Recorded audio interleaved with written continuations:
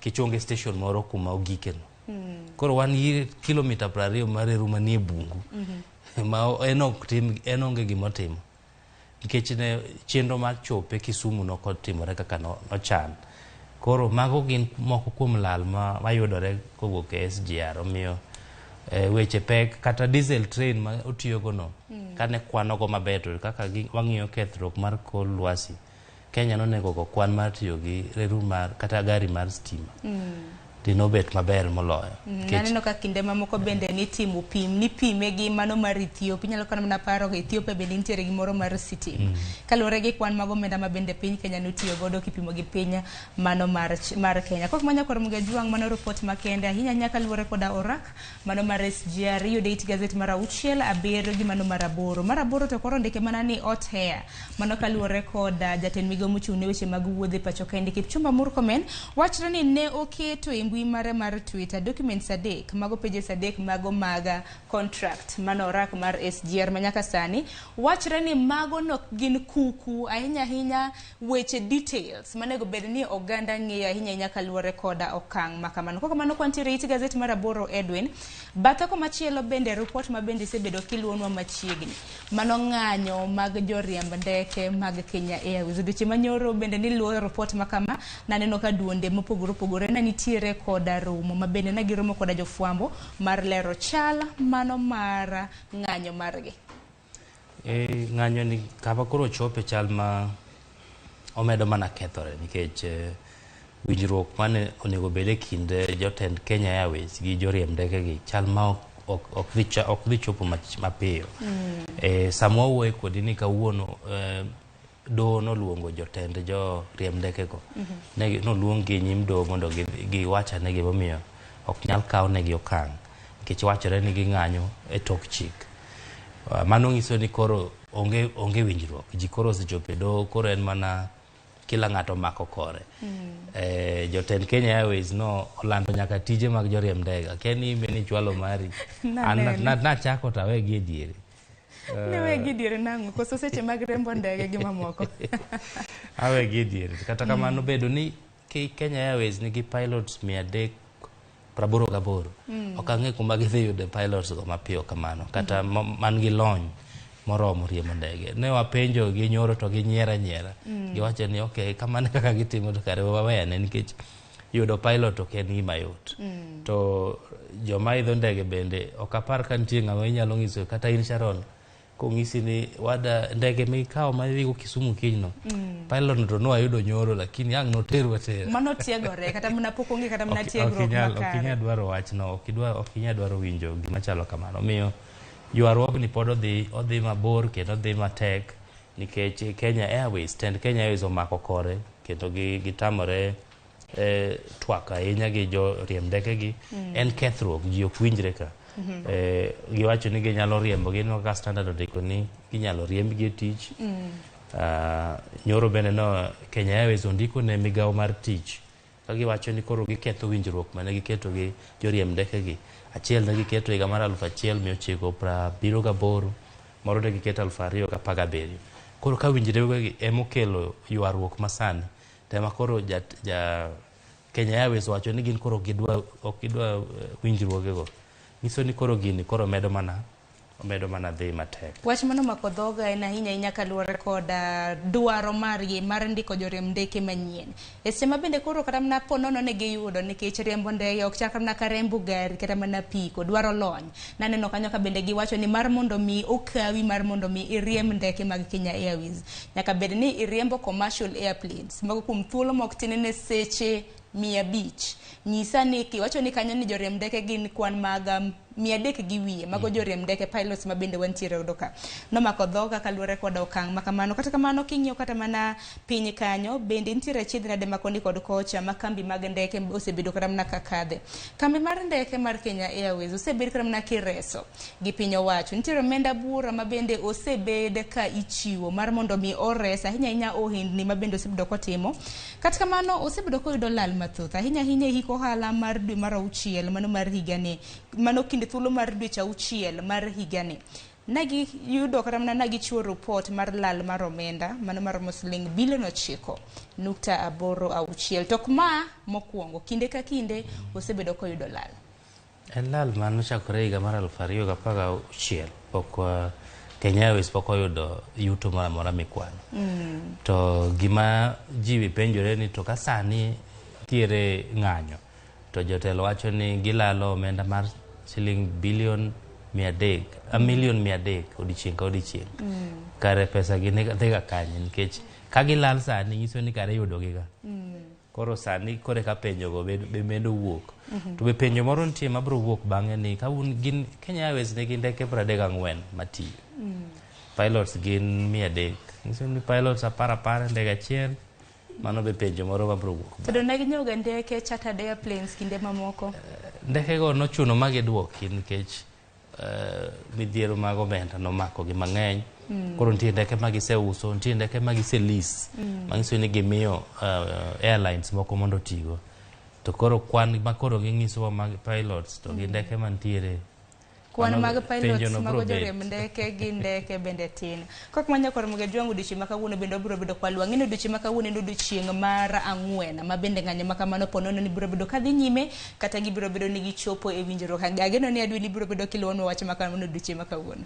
Mano pod wan go, wachno pod wan go. Mana kamanya kor mga jwangu e it gazet mar adek nitiere wach moro ma bende nomako dhoga nono e it gazet mar adek mano mar The Standard. Nyalo paro apani nene juma mokadho wan bende kaka TV mar Ramogi nwachiwo report mar nyathi moro ma bende nomaki awachni nokwale e gwenge mago mag Nyamira kata kamano noyude e gwenge mag Karachuonyo. Nyaka sani nyathino ma bende wachre ni ne onyiew gi omenda maromo siling 80,000 mano e gwenge mag Nyamira. Bende gisani koro idwa tim paternity test. Ahinya ne mine adek ma bende koro osechiwore ayanga bang'a obila ne omako kata mana ne oyudo nyathino kanose gi omenda maromo siling 80,000 e boma ma Keroka e kaunti ma Nyamira ma bende koro noyude Karachuonyo. Sani koro mine adek osewuok oko ni gine min nyathine. Koro nyaka sani koro chuno bila ni koro gibiro timo paternity test mano kokadho e doho. Manyaka sani wach moro malich ma bende nomako dhoga mine adek bende koro osewuok oko kanyo mano ma e kaunti ma Nakuru mong'ere kaka Martha Wambui ma bende koro wacho ni mano nyathine to mine mamoko bende pod wacho ni mago nyithindegi. Koro wach makamano nyakwara muge jong'o biro bedo kwa luoni machiegni. Batheko machielo bende ogai mar obila e dweni manyien ma bende wantiere godo mano Jafet Koome bende koro ibiro bed ka ida dhoge ponono no winjore gi tich makamano kata ooyo. Mano en kaka chike manyien mag manyo jotend obila ma wacho ni nyaka tere nyim jod bura mar dadhoge mang'ini to be owinjore gi lemo mano mieno. Koro ma nyiso ni Koome en kawuono itere e nyim Senate kod National Assembly. En committee moriwo National Assembly gi Senate gitemo ng'iyane ni to Koome ni bo winjore gi lemo mano mieno. To ponono ni Koome ni biro puodhne lemo makamano biro kawo karo gai mar obila machon mano Hilary Mutyambai ma bende nogwe tao kaluwore koda okenge mage mago mag thieth. Mana kwan dhi mapiyo romo mano mar koro lwasi mong'ere kaka COP27 bende pod dhi nyime e boma kata mana e piny Egypt. Romo ma bende nochakre jumani. Romo makamano biro bedo kadhi nyime nyaka chieng' tarik 18 mano mar dwe mar 11. Jatend piny Kenya bende tipone neno kanyo no romo koda Prime Minister mano mar United Kingdom Rishi Sunak ka bende nitiere ogirimiti mopogore manyaka sani jatend piny Kenya osechwe koke ogirimiti ma bende koro biro bedo ka kelo dongruok ahinya ne piny Kenya. Chenro mopogore bende neno kanyo inyalo mana nyiso nyakoro mgejwang. Mokwongo aneno ka en gero kata solar ma nyayo teko stima kokalo chieng' 40 megawatts Malindi. Mago gik ma bro konyo ahinya e medo ne Kenya. Kata kamana pani Kenya wan gi stima moromo mawuok e yore maler kata clean energy nikech wan gi 50 megawatts solar mantiere Garissa, wan gi 5 megawatts moro Kajiado, wan gi teko stima mang'eny mogik kitiyo gi yamo Loyangalani. apani wan maber geothermal be wan go pesa ni gikete kata yore moko kaka pur dokonya ahinya to kata kamano mene ngai geothermal be aneno ka pod imedo kanyo 2.5 billion geothermal en muya maliet ma bolo ma itiyo go nyayo teko stima aneno ko girimiti ma kamano giketo odiochieng' manyoro mano girimiti mar siling bilion 500 ma bende piny Kenya koro biro tudre koda piny mar United Kingdom mar neno ni chenro ma kamago ochwal mana kodhi mapiyo piyo Edwin nitiere wach moro ma bende nane it gazet mar Apara ahinya kaluwore koda nek mag owete ariyo kinyalo paro Kianjo Koma Brothers ma bende nochiel koda magena gi obila kanise koda nek margi koda obila mane dwe mokwongo mane e chieng' tarik 1 dwe mar 8 higa mar 2021 bura ma kamano bende naneno ka pod otere e nyim doho ka bende neno jonyuol ge bende ni kanyo ma bende koro seyo obila kendo nagiparo kaka owete ariyo ma kamano nonegi ka bende giparo kramna seche mogik ma bende ne giloso koda nyithindgi bura ma kamane seyo godo obila 6 mano mong'ere kaka Benson Muthia, Consolata Njeri, Martin Wanyama, Nicholas Sang, Lilian Cherono kanyakla gi James Mwaniki bura ma kamano bende odiochieng' makiny bende biro bed ka iluongo kopogore gi mano bende piny kanyo kaluwore koda weche mag nek bende nyalo paro ja ohala mong'ere kaka George Mwangi ma bende ni seyo chiege ni mano negi ma nyaka sani chiege mong'ere kaka chiege no nyaka sani pod ntiere doho kata kamano bende neno tipo mar jatije machielo ma bende ne en achiel kuom achich mar nek mare mong'ere kaka John Mwikiriria ma bende koro ni wachore ni ne en achiel kuom jogo eko ma bende nonego George Mwangi en bende noseyude ka bende e kinde ma bende noyudo Mwangi e ode kotho ne en achiel kuom achije kata kamano en nokoyude e ot ma kamano gisani koro obila nosimone apedha ma gisani koro odini ne stesendo obila ka bende nonro makoni kod kocha pod itimo adwaro mar mondo mi otigi weche goeko mag somo e it gazet mar 14 ahinya nyaka luwore koda nonro mag lai mar somb CBC ma bende nochakra yanga chieng' wuok tich mar juma mokalo nonro ma bende nitimo e counties 10 nyaka sani Edwin osedre ni twak ahinya kaluwore koda skunde mag junior nyithindo mawuok e grade 6 kadhi e grade 7 mano dwe mokwongo mar higa mabiro koro junior secondary schools ni ema bende koro nosedre ni osebedo ka nyayo twak makoni kod kocha ahinya ir jopiny ma bende nochopo mar nono lai mar somb CBC okang' machielo bende en kaluwore koda somb CBC kaka tiyo koda omenda mathoth gini pod en kirikiki moro ma ji ochomo tapani kaka wamedo twak ewi wachni kaka sabe medo dhi nikech koro sani ipenjruok ni junior secondary schools gi obede primary school kaka oso ibro tergi e skunde mopogore kata kibo tergi e secondary school to sama wawuoye ni en sama onego be ni higa ni ema transition maji donjo ga junior secondary schools timore koro kaka gimedo twak ewi wachni to sabe medo dhi kaka gimedo kelo kata gimedo rocho chenro mag jonyuol nikech king'iyo kae be jonyuol mang'eny okia kata nang'o matimore gikia ni junior ni to koro chake kanye te skunde be nitie gi klas moromo jopuonje be nitie mapok omi kata tiegruok moromo mar puonjo CBC ni apani kinde mag twak oserumo sani koro nego gi wachni idhi kode nyime koso itimo nang'o it gazet mar 15 bende Duale mano jatend migawo mochung' ne jolweny e pacho kaendi bende koro osewacho ni jolweny ma pacho kaendi mong'ere kaka KDF ma bende nogole pacho kaendi kadhi chwalo weche mag arita kwe e piny mar Kongo koro wacho ni higa ka higa jolweny ma kamano biro bedo ka tiyo gi omenda maromo siling bilion 7.2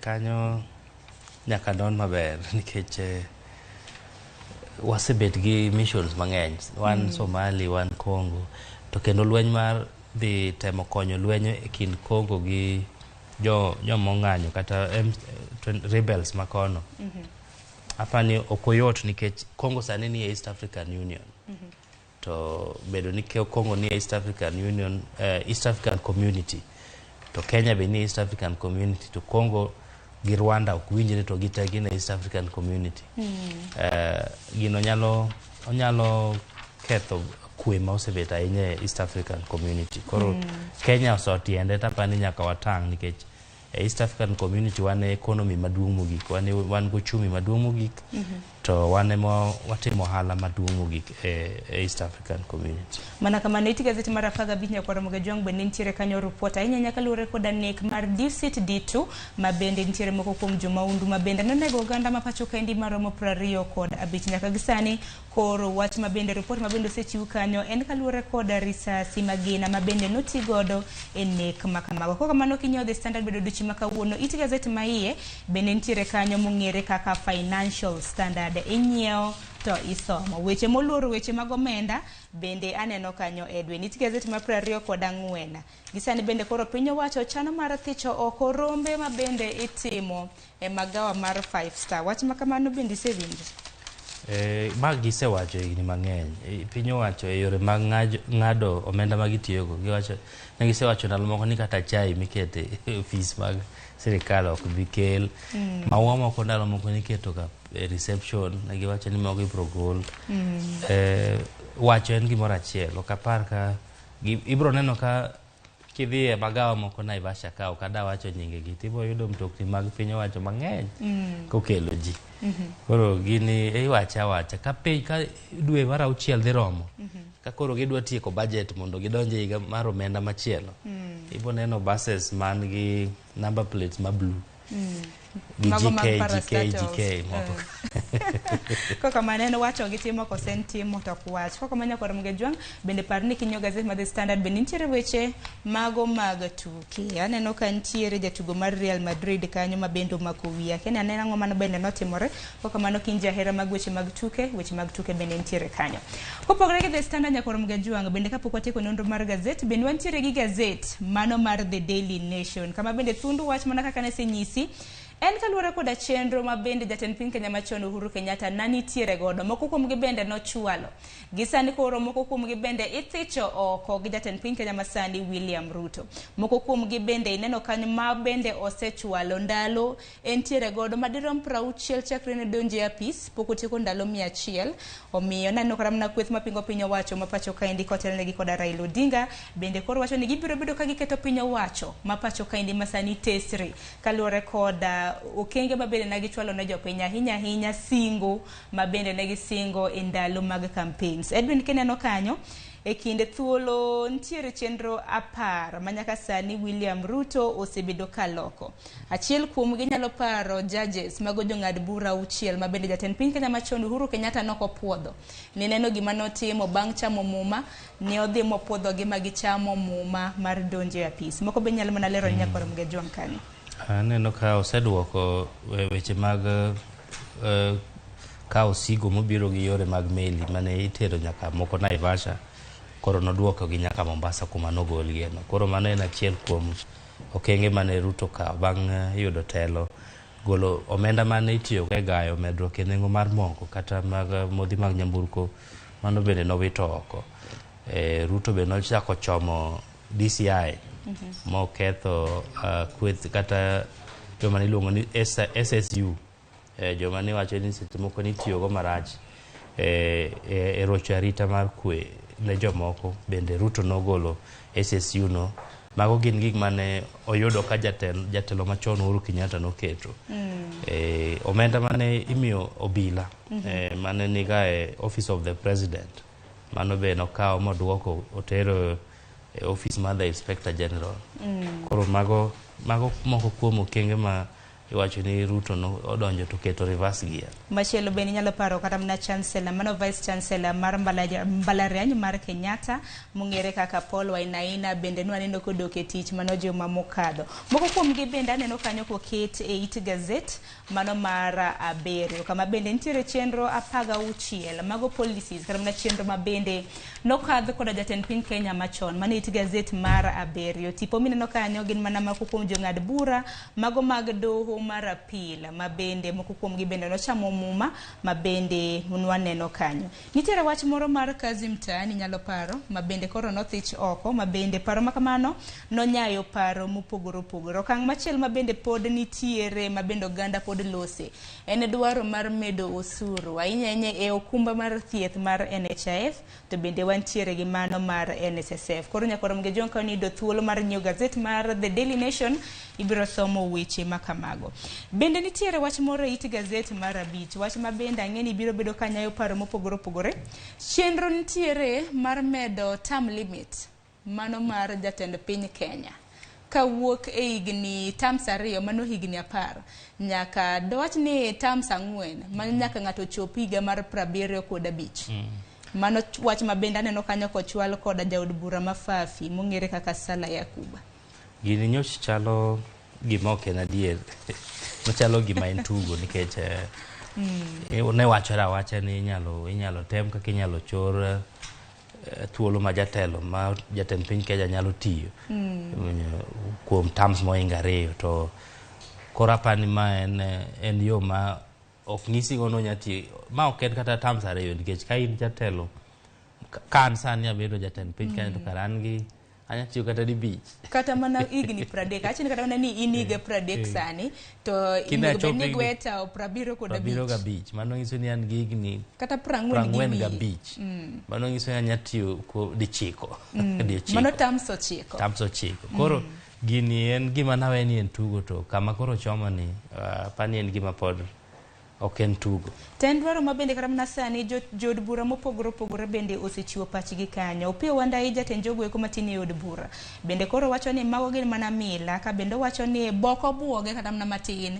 nikech wacho ni Osiep Ruto bende en jatend piny Kenya, jatend piny mano mar Uganda Yoweri Museveni ma bende neno kochunje telo nyaka gi sani. Nitiere paro mopogore opogore. Senator Mama Kweni Dan Manzo bende golo pache kanyo kaluwore koda wach makamano. Minority Whip mano Junet Mohamed bende koro wacho mana ni mago mila ma ok odonje. Owacho ni gino en castle stone mane kaka Junet wacho to kata kamano kwaseneno gik mosetimore od bura chakre Kenya Kwanza ka utelo ok apar ke en gima nego wanyier kata wawena we kamano nikech gin joma thoth giseng'iewo jomoko mane ni duond buche mopogore kata joma ne ni ochung' kar kendgi nyiso ni gin gi ok gimo kinyal kadho e od bura, gin gi speaker, gin gi majority leader, gin gi gimoro amora madwarore ma ng'ato nyalo tiyo go e kalo chike. Ten mani kalo chike maricho ng'ato kaka Duale nowacho kata ka ni idayo dhoge ni en oseneno gi wang'e ni nyakalo chik marach to in moduogo ti mana kamano. Iti gazet mar 4 bende neno tipo mar Ogai mar ODM Raila Odinga kanyo ka bende chenro ma bende kweth mar Azimio nitiere godo en mar keto sirikand Ruto tesre ahinya nyaka luwore koda okenge ma bende ne gichwalo ndalo magi ma bende ne gitimo campaign singo ma bende ne gisingo ne Uganda ma pacho kaendi ma bende nyaka sani kaluwore koda chal mar ochumi pacho kaendi bende ok ber. Kaluwore koda Raila Odinga bende wacho ni Ruto kana timo campaigns mage no singo mano mar keto ochumi mar mondo mi obed makare. Kata kamano giwacho ni pod gimiyo Ruto thuolo ndalo 100 e apis mar neno okenge mosekadho chenro mosechwalo gi mago mapoko chwalo. Iti gazet mar 6 kanyo bende piny Kenya nochuok gi ogirimiti koda kambi mano mar fertilizer mano kata mana mbolea e pachoka ma bende biro neno ni koro ochwal chenro mar mbolea oyudore pachoka men kaluwore koda romo ma bende dhi nyime e piny mar Egypt, romo mar COP27. Edwin, mano en okang' maber nikech bedo ni wanyalo loso mbolea e pachoka nyiso ni thuolo mag tich be yudore to bende nyalo duokonwa piny omenda mwatiyogo e omo mbolea kowuok e pinje maoko. Koro mago gin moko kuom gik mwanyakwano ni wayudo e romo madhi mbele Egypt nikech be ng'eni Kenya manoro delegates mang'eny mogik josuore ne ng'eny ahinya. Koro ka wayudo gik machalo kamato kare mano en okang' maber gi gik mwanyakwano. Mana kamano iti gazet mar 8 bende nitiere listi mago mag jokanyo mag yala kuom ji 348 mag oganda ma pacho kaendi ma bende nondikore mar bedo jokanyo mag yala. Koro nyaka sani osetim nomination ji 287 ma bende nitiere listi makamano. To listi makamano par ni pok opwodh nyaka gi sani ka bende nitiere nyinge moko ok wendo kaendi, nyinge mopogore opogore ma bende moko kuomgi mano kaka wuod Kalonzo Musyoka mong'ere kaka Kennedy Musyoka bende koro chano mar dok e duol kata mana riwruok mar Yala e thuolo mar 2. Nyinge ni kanyo nyaka mar Winnie Odinga mano nyar Raila Odinga ma bende ni kanyo. Christina Pratt nyamin jatend piny Kenya machon Uhuru Kenyatta be ni kanyo, jakom mar kata jagoro mar Jubilee Jeremiah Kioni bende aneno ka ni kanyo. Omiyo gin ok gin nying ma inyawacho ni matonga ok giwenda ahinya e paone. Penjri ni matonga magi gin mana gin nyinge mong'ere. Bende no jakom mar KANU mano Gideon Moi bende dwaro lemo makamano. Wantiere gi jagoro mongirore e duond bura mano mar KANU mano Nick Salat. En bende ochwalo gombe mare kanyo. Gi jo Kenya mopogore opogore, wantiere gi mawuok e kweth mar Jubilee, nitiere kweth mopogore opogore kanyo manyaka sane gin nyinge 287 ma bende osechwali. It gazet mar 12 kaluwore koda nonro mar nek mar miyo moro mong'ere kaka Lilian Rereti Momboshi ma bende nonege ode kaluwore gi laruok mano ilaro lowo mano makwan ne romo siling $200,000 ma bende nowe koda nyuola kanyo. Kido thuolo wan isom. Mita nitiere wach moro mamako wang'i Edwin Okoth kapok watieko nonro mar gazet. Aneno hotel. Yamo maliet ne ka. Yamo maliet ni oboke mar Pagauchiel mane Standard oluongo ni hotel acha ka koro ene e Machinglo.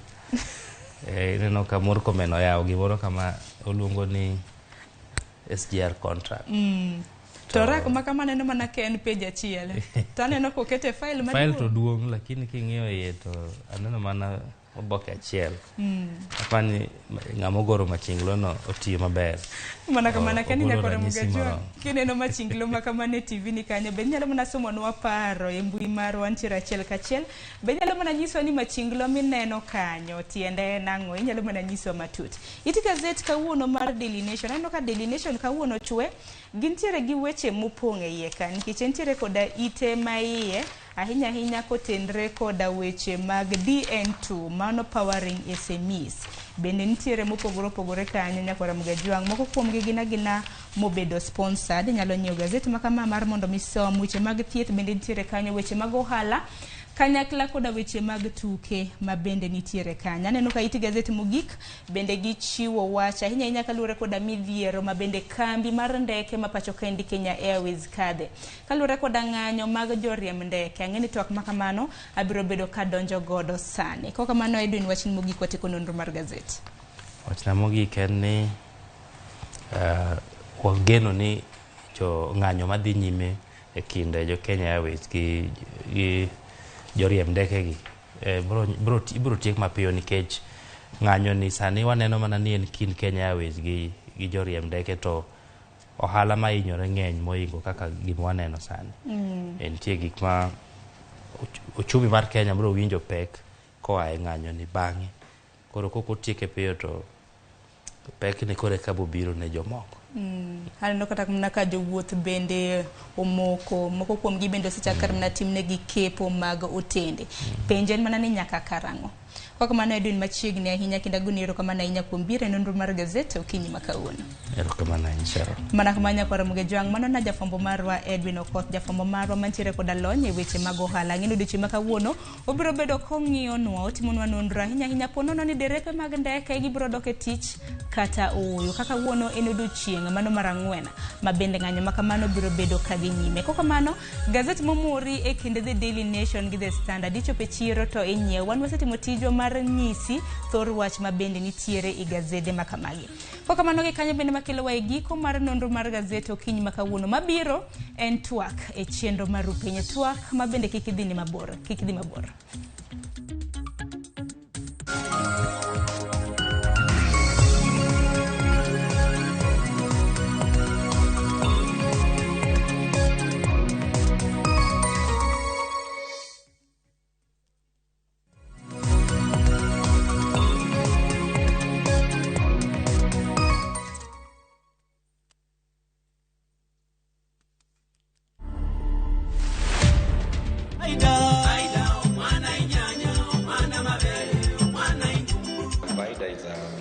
Zimbabwean name meaning promise. I've been in music, if I count, is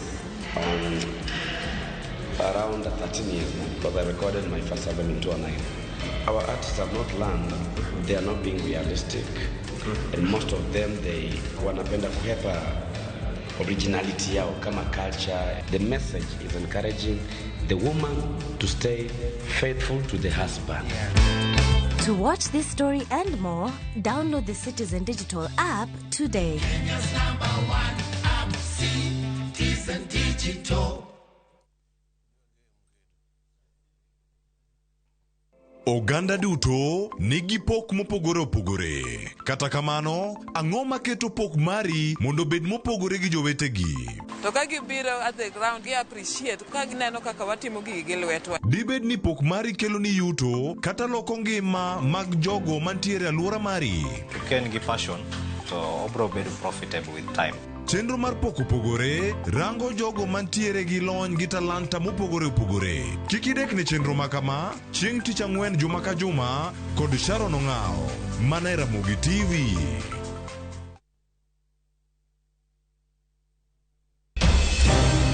Weche ng'eny sa matin. Nyakwar Ramogi. Kaka jokanyana, ere kaka wadhe gore gi jogi e yor loso mwandu? Wawinji maler, penjane penjo main godo no. Ng'ato kik iluong ni mwashemewa kapok otimo gimoro ma eshimika. Tini jopiny. Wang mbui kae ni wacho ni budget idhi somo ok nyal konyo uchumi masani. Koyot mbele kae. Gimi thuolo mokwongo ne weche mag thieth. Jowa ok thor lao ohala chik. To sane makuru chopo kama ginyalo wache gik machando chunygi. Buch jopiny tudri gi jalendo Trevor Mbija saa 3 otieno mana e Ramogi TV. Kik bai.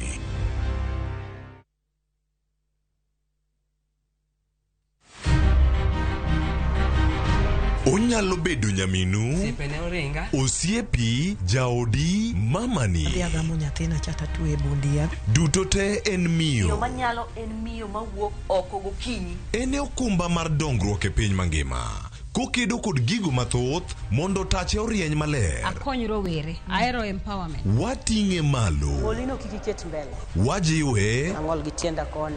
Lakini wiya to ler. Mondo warieny kanyakla e mine nyalo. Mine nyalo kabisa. Tudri kod Stella Brenda Uchieng, tich adek ka tich adek, chakre saa 8.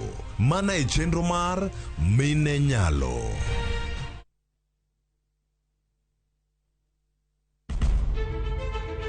Penj laktar ok en ka chenro moro amora. Wach mar P2 emergency pin e monyo gino kapere mene giketho system. Wakelo ni achiel kachiel lakteche man gi lony mar arieya e weche ngima dhano. Koro ka goyo picha to dhi nyisa kind lekene. To gipuonji achiel kachiel e weche ngima. Kelo malit ne masongo adhia. Very good. Riuri gi Ruth Otieno wuok tich nyaka tich abich chakre saa 12 odhiambo. Onono tiend weche kowuok kuom laktar. Osomo oteni. Namba mar SMS en 23600 en penj laktar. Kendo kawo simbi. Wadhi kawa simbe jowinjowa jonenowa. Mana e Ramogi TV.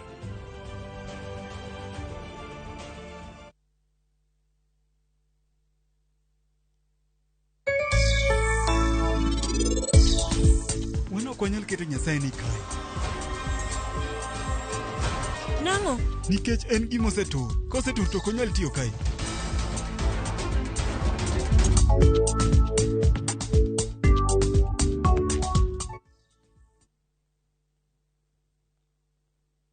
Collect fare kwa boda au matatu ukitumia ViewPay cashless na uqualify for bima ya 100,000 shillings pamoja na medical cover ya 20k na permanent disability cover ya 100k kwa 5 bob pekee. Dial *236# today to start using ViewPay cashless.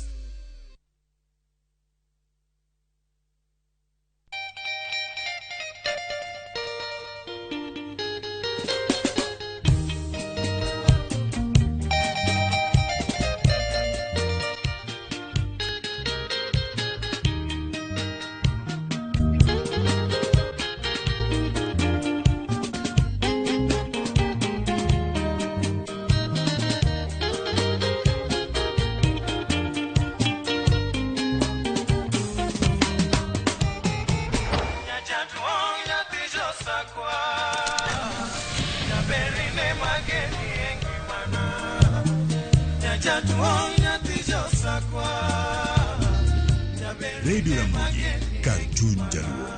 Radio Ramogi.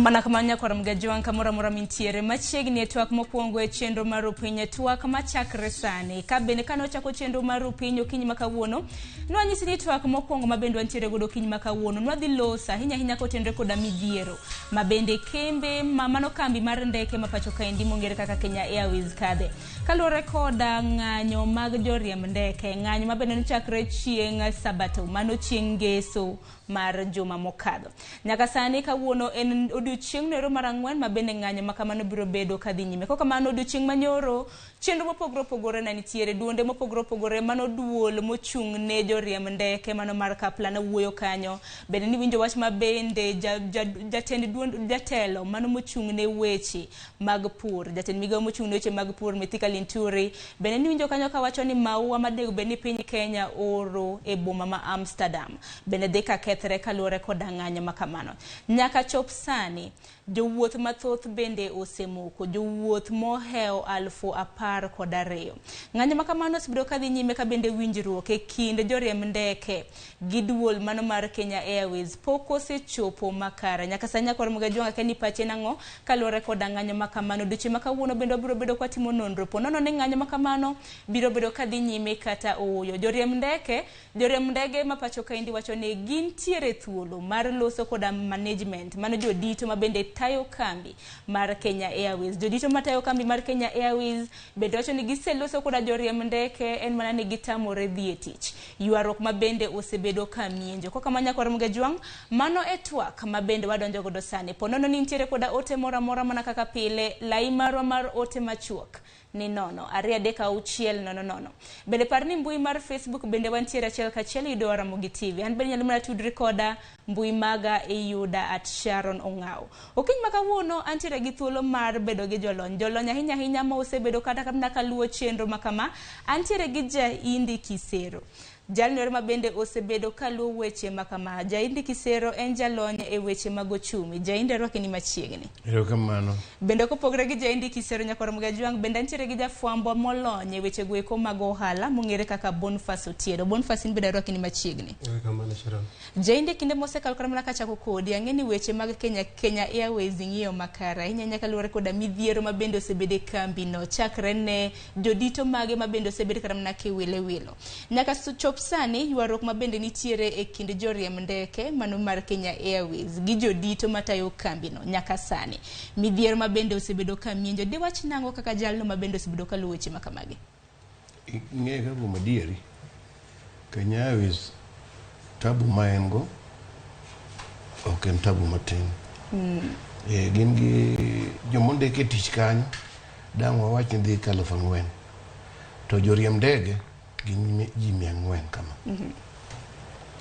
to igni moko makalo onege dhi maber to nagidonje projects moko mang'eny mane gikaw ging'iew mar expansion mane gikelo ndeke mang'eny to nokaw gigowi koro ko ohala nodhi marach maweche notimore marach gimoko giginego gi ndeke mane ging'iewo gichulo gope madongo mar ariyo gima timore kodgi ni competition bobaro gi ndasi compete gi ji abich awachi ni compete gi Emirates Qatar Rwanda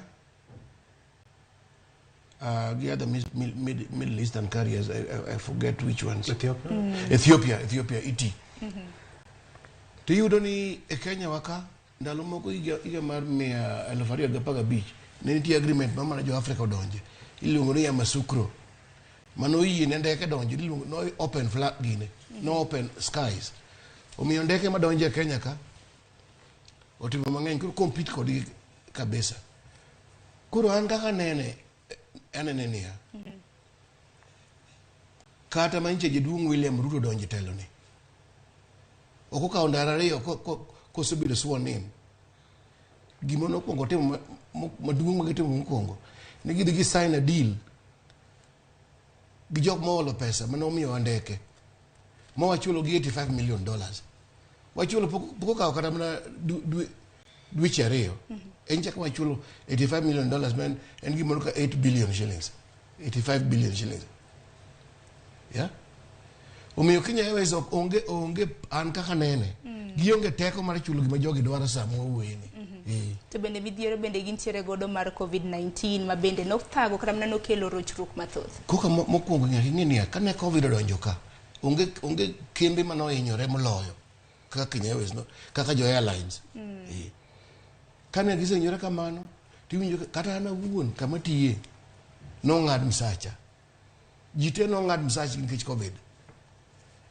Kato gin ting'eni jo pilots gi, gin joma tekre gi ng'eny, union gino otin, gin joma ichulo pesa mang'eny, to mar ariyo ng'eni unions mag pilots chala joami ka jatend gi okone ni quick march, donde ka giketo kata gine captain is very regimented. They're very organized. Maka giwacho ni lweny to lweny.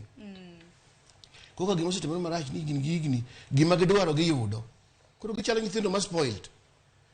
Sani gibukore ni higa mar 2016 ne giwacho ni gidwaro ni Golden is awuori gi ngunze. Nogolge. Manogol. Gima gidwaro ma giyudo. Sani gidwaro pesa man chako chul ndelo Covid kendo gidwaro mondo ogol Alan Kilavuka the MD. Mabendo kang makamano kine kadhi maber. Okane ka gidhi maber an ka kuma dieri giketo wat ransom. Giketo Kenya at ransom. Ok na sympathize gi jo Kenya management. Tana neno ni mokuongo kata kony mosebedo ka taxpayer mosebedo ka chuloge. Wan magiketo wat ransom. Kaka nene an. Boniface Jaindiero osechako lero kama na koth ne ochako goyo kambi mar Kenya Airways. Loso kalore koda chenro mabende nongere kaka Mawingu project. Chenro mabende na ginyiewe ndeke mago mag chartered airplanes. Wantiere gi moro mongere kaka bende nitiere kana fuel aging. Nyalo paro gi rimiti mabende na gidonje. Midhiero maluoro kambi mar ndeke mar Kenya Airways nyaka chop sani diwach nang'o. Erokamano Sharon, kuom nafasi makende mimiyo odiochieng' ma okinyi masani. Ageno ni warumo ber kaka nyirikwa mar Ramogi kuonde duto ma wantie. Adwa medo mana choro kama jaindi osechope gi gima wacho. Midhiero momako Kenya kambi maduong' mar ndeke pacho ka miluongo ni Kenya Airways en midhiero mapek. Kambi ni shida mosebedogo sana wan kaka jolony mandiko kabisa e weche mag ohala pacho kae. Midhiero ma kambi ni osebedogo, moko kuomgi gin mokel kuom koda anyalo wacho ni decisions ma ok beyo. Kaka jaindi noseleronwa kacha ni kambi ni nodhi onyiewo ndeke, to ndeke mane ginyiewo gi ne gin mathoth. To mane ginyiewo ndeke gi ne gionge plan maber ni ndeke gi wabro keto gi e routes mage. Omiyo sama ne ohala dok piny ka Covid nobiro, nochuno kampuni mar Kenya Airways mondo oduok ndeke moko. Ka discussions osebedo ka beti, Kenya Airways nyocha chuno ni odonji i winjruok gi ndeke moko ne omigi under gima waluongo ni lease agreement.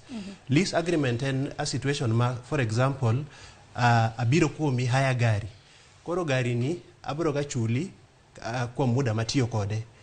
Koro kambi mar Kenya Airways nochuno mondo odhi okaw ndeke moko through lease. Nyocha chuno kampuni ni mondo odhi obed ping jok mane gikawo kuom gi ndeke, ba giwinjore ni wabiro ga chulo ndeke kwa muda mwatiyo kod gi kende. Mae en part of the strategy mondo mi giduok piny cost mag gi. Wach mar ariyo manyalo wacho kuom midhiero mosemako kampuni mar Kenya Airways gi sani en ni abende okadwa ni anen ka ng'ama side gi Kenya Airways ama gi pilot, apana. An kai kaka jalony i wach ni. Kendo gi tich matiyo, I'm not supposed okoripo ni adok ni side mora mora. Anyalo wacho ni on the other hand, management mar Kenya Airways okosebedo motegno e weche moko, sana e directions magikawo e weche biashara. Awacho kamae nikech okosebedo mayot ahinya ni kampuni ni mondo mi gidhi mbele gi programs gi moko, nikech kanyalo dok chien matin. Kampuni ni en kampuni ma kata mana routes moko magidhiye. Inyalo yudo ni gin gi subsidiary kampuni margi miluongo ni Jambo Jet ma bende ting'o ji. inyalo yudo ni kampuni kaka Kenya Airways otero ji dhano kaka Kisumu, Jambo Jet be tero ji kaka Kisumu. An kama beti aneno ka wacho machalo kamano ok en gima ber. Orobed ka Jambo Jet tero ji Kisumu to Kenya Airways ok ter ji Kisumu. Ka Kenya Airways tero dhano Mombasa to Jambo Jet ok ter dhano Mombasa. Nikech giyudre ni gi laro customer to ma kampuni achiel. To kramna king'iyo kata mna rates mag Kenya Airways gi ndeke mamoko inyiwacho ranyisi kuom Jambo Jet. King'iyo kata mna nengo wuoth yudo ka mar Kenya Airways ni malo to mamoko go ni piny. Ticket margi mana Kenya Airways ni malo molo mag jomoko. To nitie the reasons why. Moko kuom gi nyalo mana nyisowa. No, ki compare ticket mar Kenya Airways ma teri. Mokwongo Jambo Jet tiluongo ni a low cost carrier. Tieni kidonje to ok mi biscuit mondo cham. Ok mi soda mondo madhe. En kendo kiking'iyo kata ndeke ma international other airlines ng'eny gi nigi low cost carriers. Ma kidonje to ok yud kata gimoro manya entertain. Omiyo mar ariyo ayie gi gima Boniface wacho, to mar ariyo gima nyako winjre an kaka nene ni tabu ma wan go bende ni capacity mar manage strikes koro rumo. Ka thuolo mar gomo wuok kaka watimre otamo ang'isi gimoro Sharon ni kisomo history mar unions gi to kawach na wacho ni joluo joma lich moloyo jok moko tibo neno ni jowa mano chunge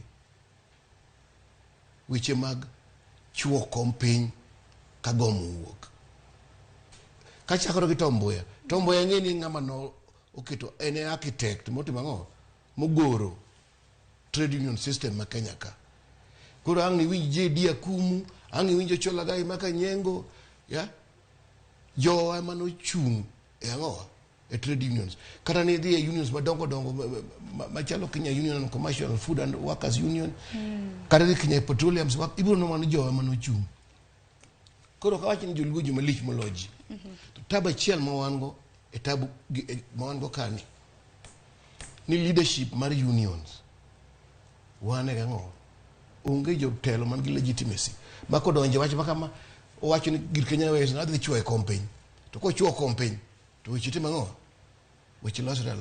Koro mano part of the problem ma wan godo.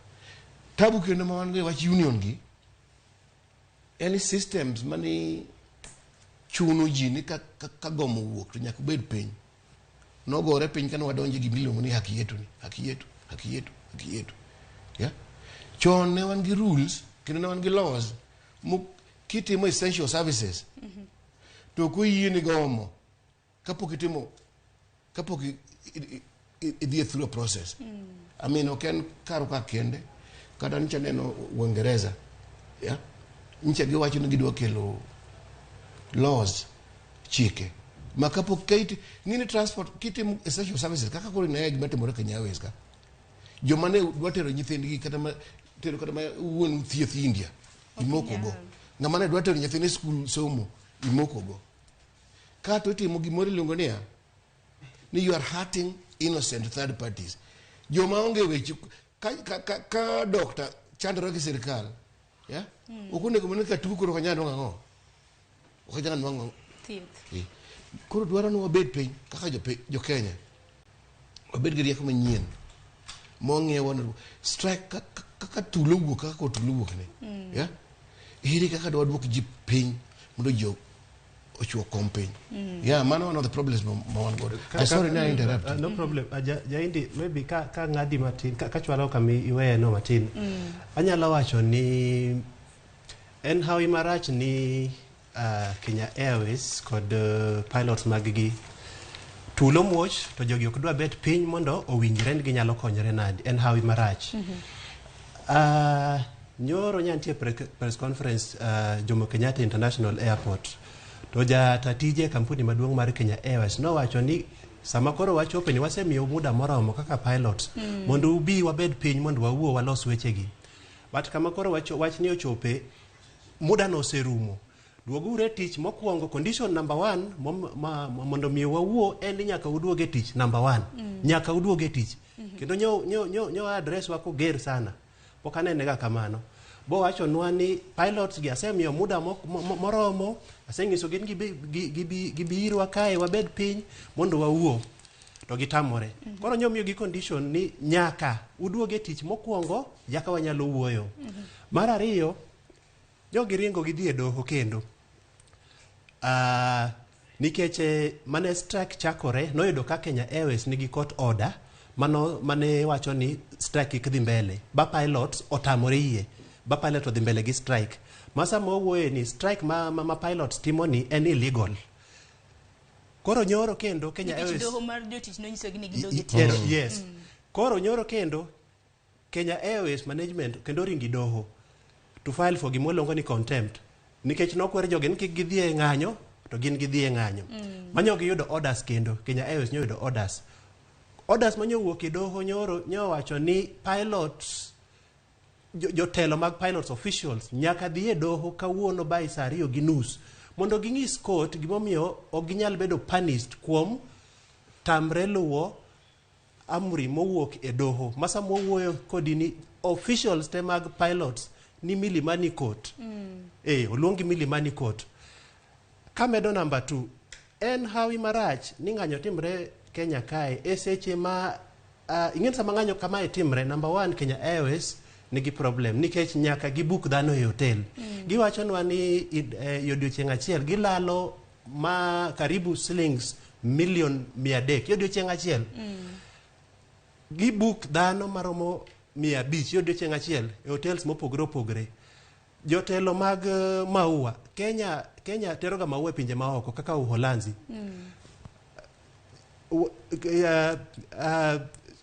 Lal sekta no kende gie sani en shillings million 45. En wach marach kaka India wacho. Kin gi jatuo for example man gi tuo kaka kansa mwatero ga jiwo kaka India ok inyal tero. Third parties hinyore en wach marach. Gie kora aparo ni jogi bed piny mondo winjre gine ni gitero Kenya Airways ka nyaka gibed piny ba giwinjore. Edman ni midhiero mantiere kiwinjo kata mana duol mano mar Kalpa, duol mochung' ne joriemb ndeke. Bende giwacho ni gin gi yie mar loso koda jogo eko matayo kambi mar ndeke mar Kenya Airways. Komachielo jodito go bende wacho ni jogi biro tamre loso. Odiochieng' manyoro bende neno ka kambi mar ndeke mar Kenya Airways bende koro lando thuolo mag tije. Joriemb ndeke koro dwarore. Wach batek ma bende king'yo kata mana duol ma kama neno joriemb ndeke mag Kenya Airways gintiere karibu 300 gi wiye. Gin ji 400. Gin ji 400 gi wiye. Magi bro yud kanye jaindi ka bende ineno kata mana dwaro ma bende gidwaro mar mondo mi bed jariemb ndege nyaka bed gi ni seriembo chartered airplanes maromo kuom thuolo mar kata mana wach ni seche 500. Kiwi ana ayie ni dhano nyaka bed ga right. Nyaka bed gi teko mar kotami kanga mondo indike tich ok miyi gima idwaro. Ya? To yie ni nyalo timo ang'o? Inyalo dhi e gomo. To gima dwaro en system ma ka wacho moko. Automatic negotiations. Nyaka wari new faith in negotiations. Mane gimo lale system wani. Mar ariyo, anta neno ni ok ni anto kike wach ni nakao ni kora nakao kor management ok. Adieri ma nyaka wawachi. Yes. Ni group ma pilots gi gin joma organized kendo gitin. Ing'e ni chon ndalo Adel Kitoto ndalo Ochela Gai maka Nyengo kata Jedi Akum kata ndalo Mboya. Ne nitie laws mane promote ni iyien mana gimiluongo ni ok dwar craft unions. Idwa industry unions. Tenia Ramogi ka kende dang ok lokre citizen group ka ni wan gi union wa. Ni dwaro union ma cross the board. Mago gik mano kethore. Laws mane Mboya gi no kethore. Sani Kenya Airways sani yero gin gi union mar joriembo ndege ema ogomo. To jomodong to Kenya Airways ngi employees adi 4,000. Jomodongo moko ni union mo machielo bende ni Kenya kaw. Ya. Koro ka in kambi ochuni ni inegotiate ng'o gi unions adi. Ariyo. To union modongo gin choko megi deferred salaries mina no bedo deferred gi. Ya. Gin okomegi. No mi mana jogi.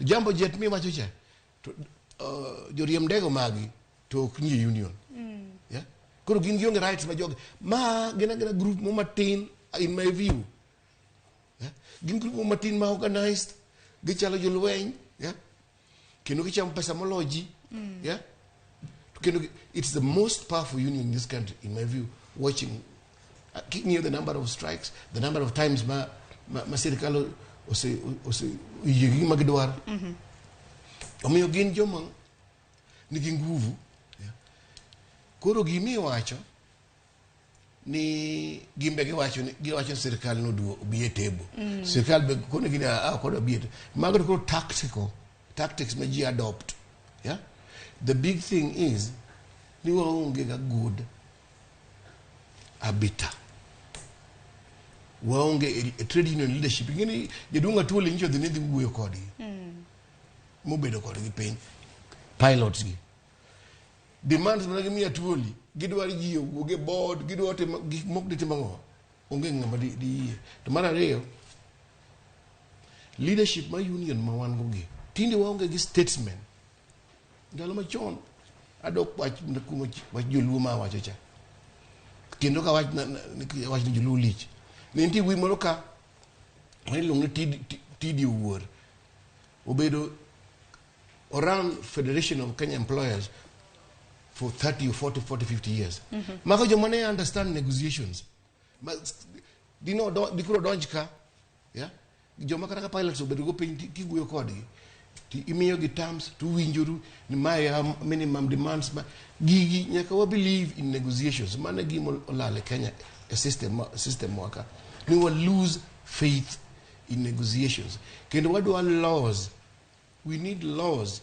yeah ma regulate strikes in essential services yeah and this ma Kenya kende yeah in the UK the debate is going in kidi London ngenjo London di magigari ma ringe buolocha yeah everybody maka kajogo odhi gomo to London timbango London omoko debate mancha dhi nyime kanyo ni gikel rules mokwongo manyaka ubed gi vote ka un pilot udwa timo strike to upungu timo vote among your members mubed gi 50% ka ji ekiji nutimbango ko regulate gigi yeah to obedo sani ko en ango en pilot king en doctors orucha en air traffic controllers nyaka walngi kaka waran kaka wa manage industrial relations in this country ekuma ekadwa bedgi industrial peace to nyaka chop san kata mana duonde mopogore bende oseloso kutu bende kanyo nwa winjo mano duol mochung ne jotije bende obro winjo gima no wacho kanyakla koda jatend migao mochung ne weche mag pur mano Mithika Linturi ma bende koro wacho nyaka sani piny Kenya maua ma bende waoro kadhi e pinje ma oko mago chirni mag pinje ma oko wang'eni maua gi dhongere ong'ere kaka perishable goods bende gisani dhi kakethre wawinjo ne gima na Linturi mano Mithika Linturi wacho kanyakla koda dul mar kuto inyanya kotenre koda ng'anyo midhiero mar ng'anyo mag joriemb ndeke mar KQ. I think time has come when we also need to start serious discussions and see how we can be able to ensure that in one way or another our export does not really must always get serious government support by way of mode of transport to ensure that when there are such imbalances in the labor market, then at least we are sure that we can be able to get our food getting to the market. From where we sit as Kotu, we are ready, we are prepared. This team that you see here is prepared to burn the midnight oil to make sure that we get the KQ employees back to work immediately. Manakmanya kwa ramagajwang mano duol mar Kotu Mithika Linturi jatend migao mochung' ne weche mag pur bende wacho mwandu nitiere ma piny Kenya golo ka mane pacho ka indika tere pinje ma okachiel kuom nyaka sani en maua ma bende nek bedni nitiere chiro ma Amsterdam nyaka sani dhi ka kethoro. Odiochieng' manyoro ka bende neno odiochieng' noero mar adek ma bende ng'anyo ma kamano nadhi nyime. Bende nitiere jowuoth ma bende omoko nyaka gi sani, jowuoth ma bende ok nyal dhi nyime gi wuodhegi nyaka sani. Nitiere moko kuomgi ma bende itimonegi kepo mago mag magawa ma bende gininde. Gima mako dhoga en ni Kenya Airways wacho ni e odiochieng' achiel gilalo omenda maromo siling milion 300. To lal kinde ka kinde osenokore mana ka piny owacho osebedo ka chiwo omenda mar reso kambi mar Kenya Airways. E kinde thuolo mar dweche 6 chakre dwe mokwongo nyaka dwe mar 6 mar higani, Kenya Airways noyudo lal, to lal mar omenda makore lach siling bilion 9.86. Boniface ka jalony weche goeko mag ohala. Lal mar kambi mar Kenya Airways, omenda ma bende kramna piny owacho osebedo kramna ka keto mar rese, ok oresre.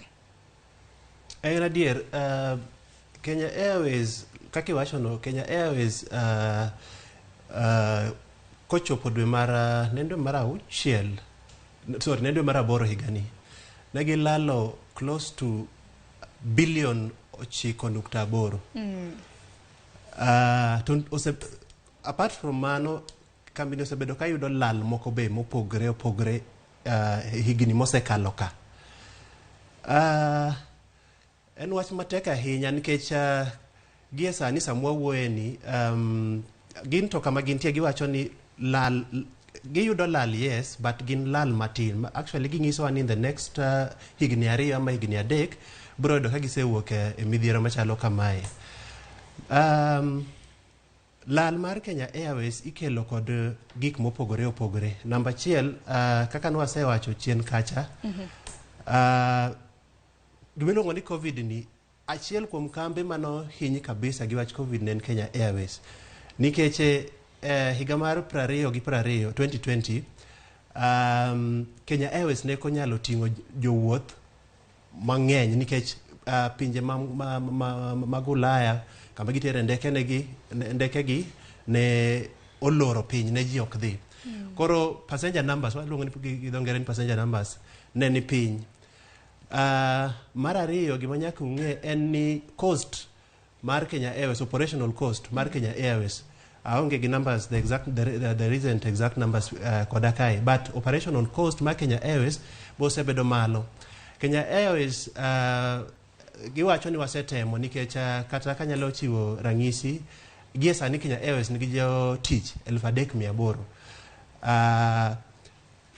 Part of the program magisebedo ka gitiyogo mondo giduok cost margi chien en kaka duoko namba jok matiyo e kampuni piny, ma ok osebedo mayot by the way.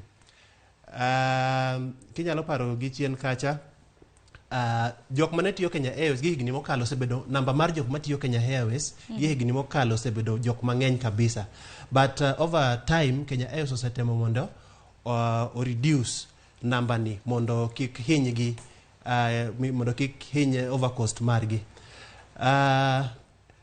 Nitie gimoro mwawacho chien kacha, kena nyalo dokie wach moro nwawacho chien kacha, jaindi nowacho chien kacha. Gie sani kambi mar Kenya Airways, union okosebedo, union kod jo Kenya Airways okosebedo piny mondo mi owuo mondo ne ni nyalo kony kambi nadi. Ana wacho ni gie sani ing'en gima timre Kenya Airways sani, chal ng'at ma for example Sharon, maybe samoro ichwanyori gosiepni to une ot kae ok uwuo, onge gima biro timre nyaka nuwuo. Koro gima nyalo wacho ni ji ariyo gi giwe blame game, nyaka gidhie mesa ba gibed piny mondo giwinjre ni wanyalo timo ABCD mondo XYZ otimre. Erokamano. Erokamano ahinya. Kini jaindi nitiere gi wach ahinya nyaka luwore koda lal ma bende kambi mar ndeke osebedo ka yudo. Odiochieng' achiel ne giseng'isowa ni chakre ne ng'anyo korona chakre, odiochieng' kodiochieng' gilalo siling milion 300. Ng'ato nondikona kang'isa ni mera gimonego tim gi Kenya Airways, wause the pilots gi for 1 shilling to gikaw liabilities. No, that has happened. Wause the pilots gi mondo wane ka ginyarane. Kich gima gitimono sani joma tiyo kacha ka gilalo giketo tich gi at risk, ji mang'eny matiyo kanyo. To mar 2, nyaka wang'e ni Kenya Airways ok en mani en kambi ma sirkal own. Sirkal sani nigi shares 48%.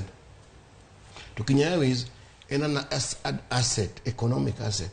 Ina nyaka jo Ethiopia timo.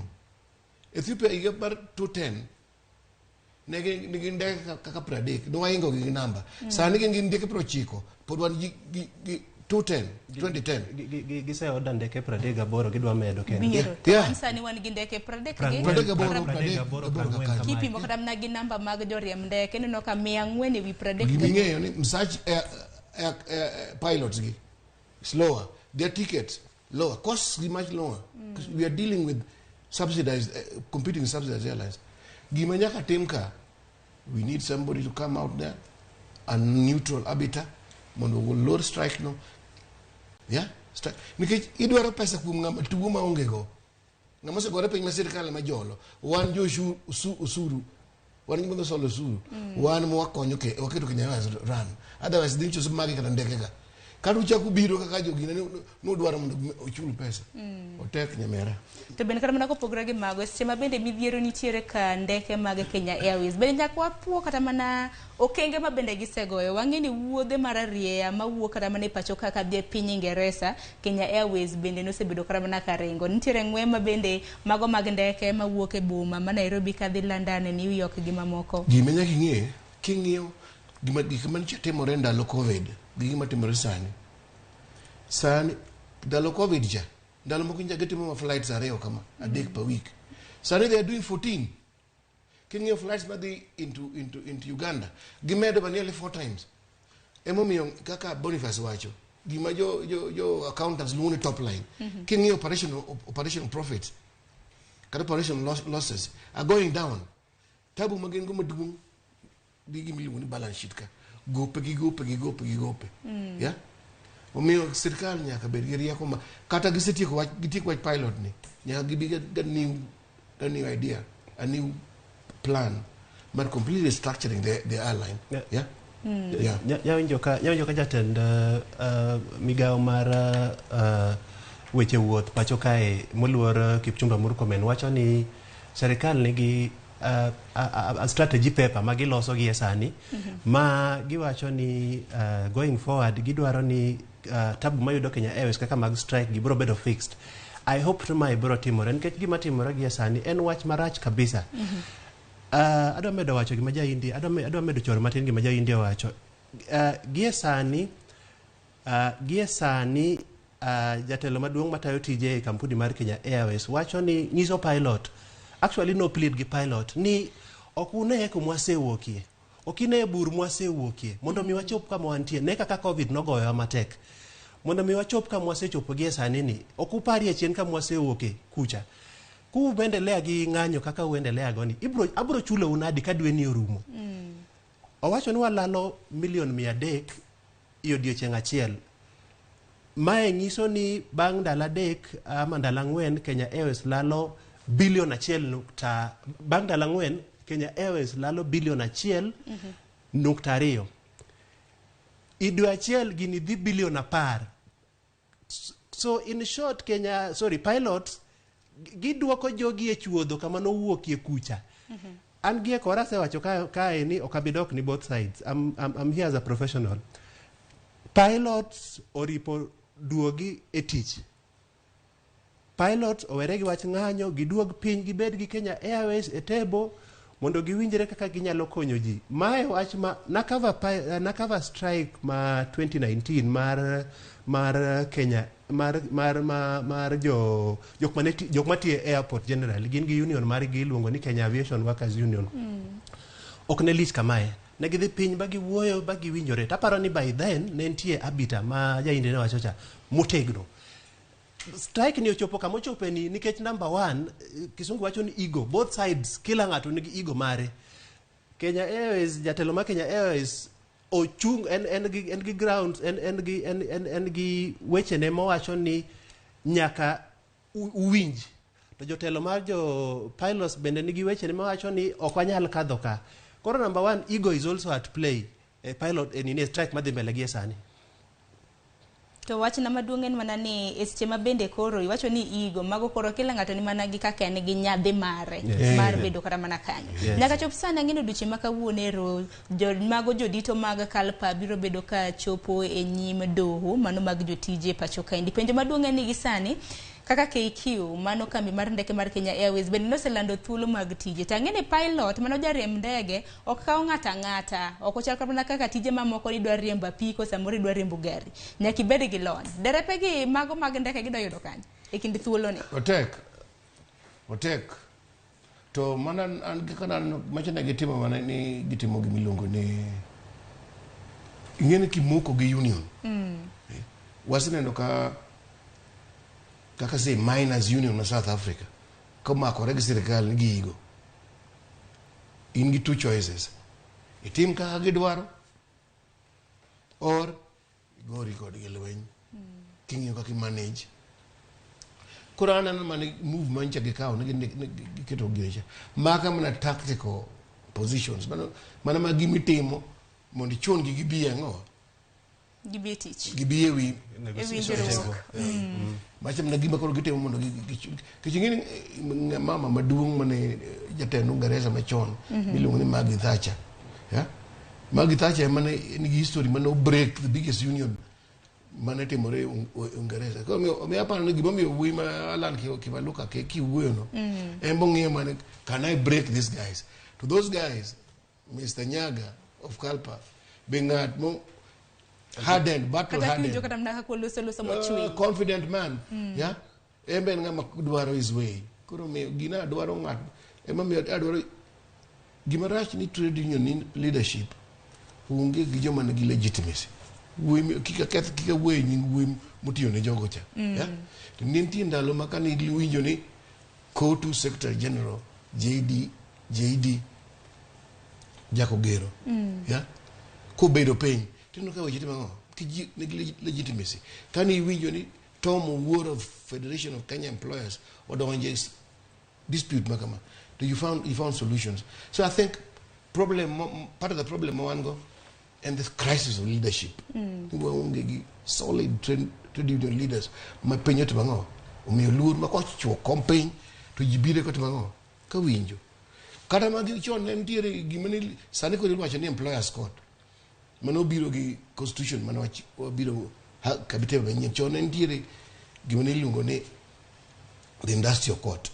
Yeah, gi mwindi ma otiyo kanyo gin iluongo ni side coca makana systems mawak to onge economy onge chumi manyalo dongo ka kinja kin gomo kinja kin tulo onge omiyo nyaka ubed gi means gi system maka tabu maka mano wuoko to jigo chuo campaign titi bango tiloso to mar ji mani mar jo Kenya pilot gi jogine mani tukora ikelo mar chamba kelo mara ok bi konyo piny nikech joma hinyore operations ma Kenya Airways iwacho ni contribute 3% of GDP teni yeah travel horticulture yeah jolimbe mabende bire pachoka the most successful airline today yeah in Emirates. Why? An integrated Emirates airport be gion utende mechinche be gion Dubai okunymo gin gionge mo airport gi port emoto binare emo miyo kedo Dubai what Dubai is tieni joka ogeyo ni airline gini en asset makonyo the economy okong'iyo ni bibo miyo ohala en gima support the ecosystem, the economy. Mane view manyaka wakawa as a country wangi Kenya Airways as a strategic asset kise ng'iye kamano ekibiro realize gima timore ni gima nono monego waseloso chon kabisa mana kumanya kwa Ramogi Ajwang' anno ka intiere koda ote mang'eny mabende podi medo chwalonwa parni nambwa mar line mar ote machoka rede ka uchiel nono mbui mar Facebook kaka pile iyudo achiel ka achiel mono Ramogi TV kapo kaka yo matin yene mar mondo miasomo kuom ote mabende intiere ka mano kaluore koda midhiero mar ng'anyo mar ka KQ in kaluore koda inene nade duche makawuono en duche no ero mar 4 koka mana neno ka Barakuku George iwacho neno chenro kiwuok thim licho inga e county ma Migori iwacho ni Sharon Penyra jolony ni ni to ka giwacho ni joriemb ndeke nowinjo dhi mos. Dipo ni ne gichiew mana gokinyi achiel to gibolo tools gi piny, koso ne gichiwo nyaka notice. Ka ne gichiwo administrative notice mar KQ to notimie ang'o kane pok ne giromo. Mano wach ma bende ochiw kanyo gi Barakuku George. Ineno gima timre Kenya Airways wach manyo alan mana bang'e. Nya somo mana bang'e. Kenya Airways osebedo gi shida gi pilots kwa muda malach sana. To jogi okosega bedo ka resolve wechegi. Koro nyo chopi boiling point.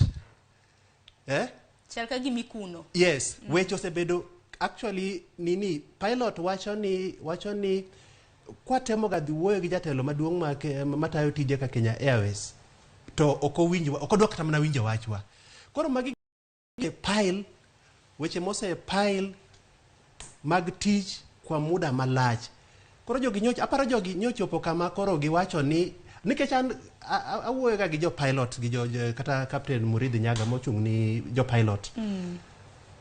Captain kana penje ni to itimri nade? Iluongo strike sama rach kama inang'o. To Captain Muridhi Nyaga ng'isa ni Boniface strike dhi timore. An ka strike ne chako na paro ni jogi tugo.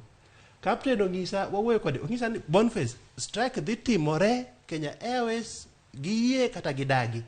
Tapenje ni timo kama inang'o seche machalo kama. To ong'isa ni Boniface jogi wasebedo go gi issues mang'eny sana. To kwatero gi ywakwa mondo giwijwa to ok gidwa miyo wa thuolo. Adwa dwoko jawinjo wadwa kang'ise kamae. En adier ni pilots ne kochung' achung'a odiochieng' achiel to luongo Collect fare kwa boda au matatu ukitumia ViewPay cashless na uqualify for bima ya 100,000 shillings pamoja na medical cover ya 20k na permanent disability cover ya 100k kwa 5 bob pekee. Dial *236# today to start using ViewPay cashless.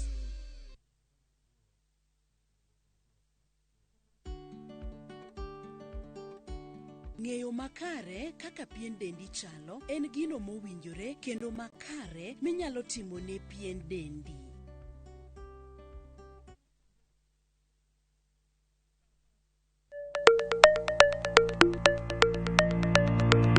Lwasi mar ohala osebedo kalokore, keto mwandu bende osekao yore manyasani. To ginang'o manyaka ing'e kapok ichako ohala? Kuonde mage minyalo kete mwandu?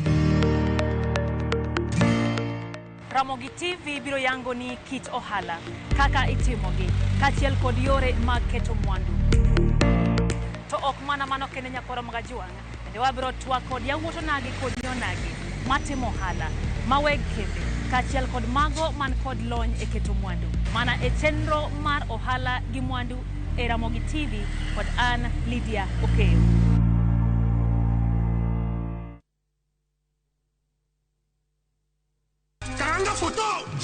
Machiegni nyakwara Mogi Ajwang' e chenro mar ngoma owake. Wuok tich wakelo ni ngolo manyien.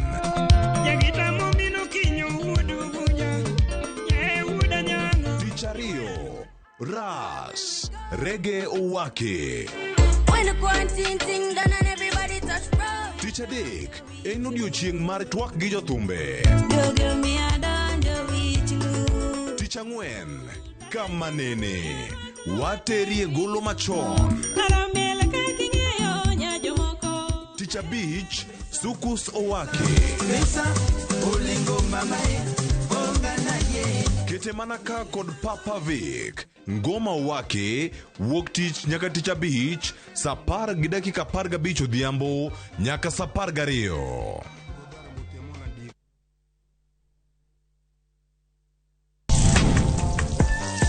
Chiemo kelo wa kanyakla, ibedo kod paro mabeyo mag chiemo motedni. Karibuni. To will kod kaka itedo kit chiemo no manigi suya kod ndhadhu mamit. E chenro mar tedo gi chiemo, wapuonjore tedo kit chiemb luo kod chiemo manyasani. Koro kigolo ring'o ting'ade kama. Tich adek ka tich adek, saa 2 okinyi, mane Ramogi TV.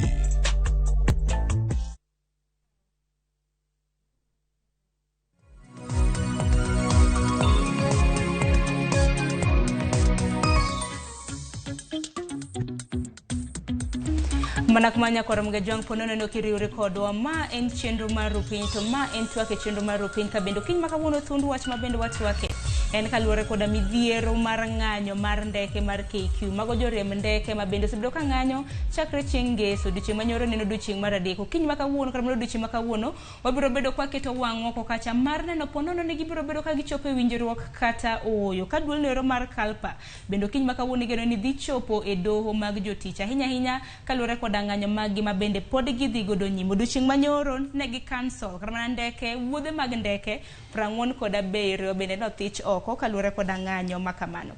Kata kamano nyakor mga jwang kapok wadhi nyime gi twak makamano singo mar somo moko kuom ote ma bende iorona ukiny makawuono. Nicholas Otieno Jowi wacho ni no TV kintiere Ugunja iwacho ni sirikal tek manade ng'anyo nitiere left right and center. Ronald Nyong'o iwacho ni jodala wa king'e ni ng'anyo mar joriemb ndeke ni poko inyi in anyway karo nego watima tek.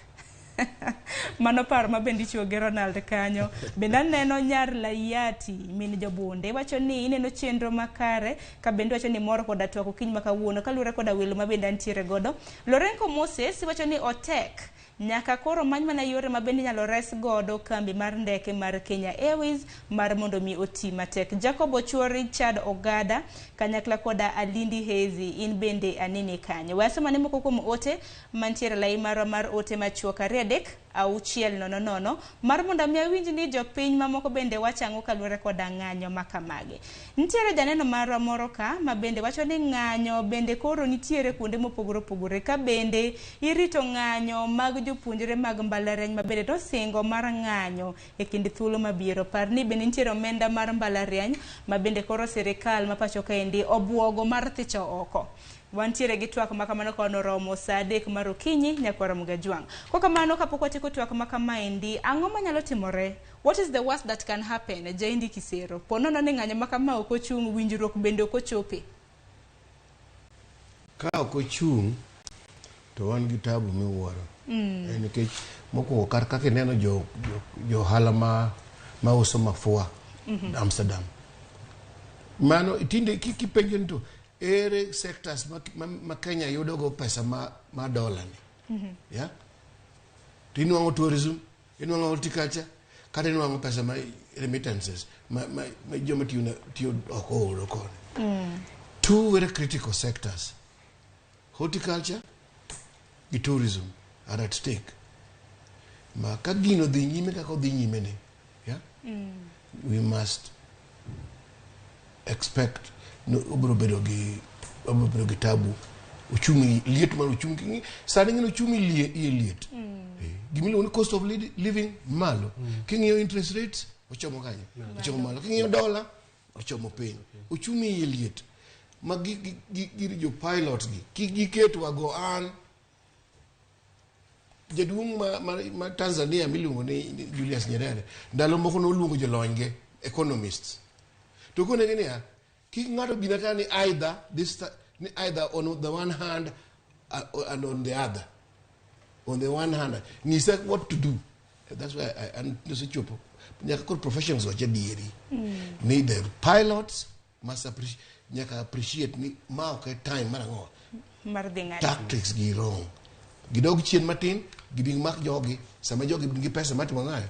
Machulo gi kaka nene to bana kar dhogi kanyo chumi mapacho ka indi bende ok dhi makare mano kaluore koda nonro ma bende notim koda duol mar Kenya National Bureau of Statistics ma bende koro wacho ni nitiere medruok mar ochumi e pacho ka okang' makama bende Bonfas biro e kinde ma bende piny Kenya wantiere koda nok mar dola to dola jomage makelo jolimbe ma bende samoro timo limbe e pacho ka indi adier ochumi mar Kenya kama wantiere rach kabisa mana kaka Jaindi Kisero sewacho dola dok piny cost of living mi wacho inflation dhi malo sani kidhie kata chiro nyeo nyanya kia Rio Slinga kia 50 en wach marach kabisa chon kucha ka ne pod watindo ama higni mosekalo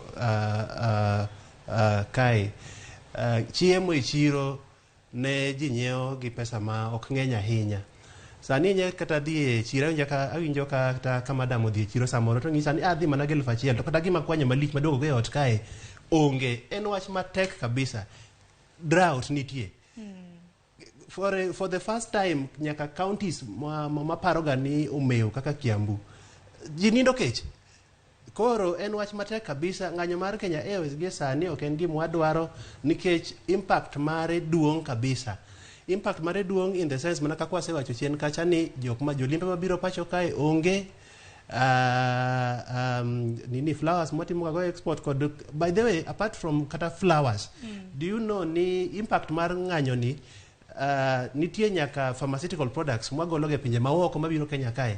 Sani ok nyalre. Na wuoyo gi jatelo maduong' mar Kenya Airways, Mr. Alan. Ong'isa ni ok wanyal kelo nikech nitie flights moko momoko kucha mak nyal biro. En how maber ni kopogre kod pilots ma ong'anyo sani nitie nyaka pilots matiyo ni Kenya Airways magin to gionge union. Koro gine magireso Kenya Airways gie sani gine magiriembo ndeke Kenya Airways. Ndeke matin mag Kenya Airways mineno ka dum gie sani mago pilots mag jo Kenya Airways ma onge union. Jomodhi ng'anyo gin pilot mag jo Kenya Airways mantie union. Adwa wacho ni en how marach ni Kenya pilots gi dhie strike sama pek mar ngima odhi malo kabisa. Ngima tek generally. Dhano nindo kech. En wach marach. En wach marach kabisa. Nindo kech. Mane gwenge mag Gatundu koro chuno kata mana jonyuol mar mondo omi nyithindgi kong'o gi nyasore mar mondo mi ogagi gi kech. Gininde kose mi nyasore kata mana kong'o kisemer tinindo. Ya, en wach nyaneno gino en wach ma tek ahinya. Gimo iwacho kanyo ma make sense ahinya. Yes. Manyaka adok back to watch trade union laws gi the right to strike gi making strikes in essential services what more difficult. Adok on that. Niking'iyo system mana wan go chon. System nuketo niya nitie jomo yiene gi bedo union gi jomo ko yiene bedo union. Iluongo ni municipal employees gi jomo ko bedo union. Yeah. Mage gik mane kelo kwe. Mage system na kelo kwe. No attend gi strikes. Tinde wan gi system moro ine gine. Kidhi medical. Nurses nigi union gi kendgi. Doctors nigi union gi kendgi. Yeah. Inyalo nga professor doctor ma professor at the university and a consultant and clinic ne town. Yeah, to put in member of unions. Yeah, dalo moko ka ng'iyo history mar union gi ni nitie jalumo mano tegne union ka ni lumo del kitoto no biro gi union mono Kenya management staff union mano kire oko ni gima mano system moni oko timango okuye nyaka systems nyaka bed ni tijo moko yiene gi timango mar donji to laws kaka nano discussion mo di nyime e Ingereza gidwa keto laws mawacho ni kata kudhi strike nyaka bede minimum guys boti mango madhi nyime gitich mondo kik disrupt third parties yeah mondo ngama tuo mokawo nyathini otere hospital kata en owuon odhi hospital yeah kik ne matek ni nurses odhi gomo ko kwa paro matut kaka wadwa loso system and industrial relations yeah to waburu bedo gi strike king matatu gomo kiango gomo ma onge gima timore ke dibedi mane momio ni ntiere moko koso kapok medo kata mna ado wacho ni gima jaindi wacho no nyaka bed gi structure mangiso kaka wadhi gomo nikech kok mano bete to sectors te bro dhi gomo Kenya ka an gosip no more in France ne wawuoyo kode WhatsApp to penja ni Boniface Kenya ukanyo ka ji dhi strike itimo ganango ta penja ni penja mae on what context to lero na ni awinyo ni jo Kenya Airways odhi gomo to ndeke ok ring ta penje ni dong mane kaka timore ka to ngisa na pana wan pinywa kae kata jok ma jowuoth maringo gi train piny kucha no be ne dhi gomo next week but gima gitimo usafiri mar ji dhi mbele gibro ting'o ji but at the same time gibro dhi engage gi employer margi nyaka warang kaka ji bro engage nikech nono to ubro winjo ni kiny daktache dhi gomo kamana kaka iwacho no kiny naseso gomo kiny jopuonjo gomo I mean ok wanyal dak kamano shida nitie kamora mora to problem ni kaen mana Kenya kae it's a global problem so nyaka wabed piny mondo wawinjre ka shida nitie solution to the problem en nyaka jibed piny ba jiwuo Anno ka Collins Otieno wacho ni jorem ndeke nyaka winj ywak mapiyo mar mondo mi ores ochumi ma pacho kaindi.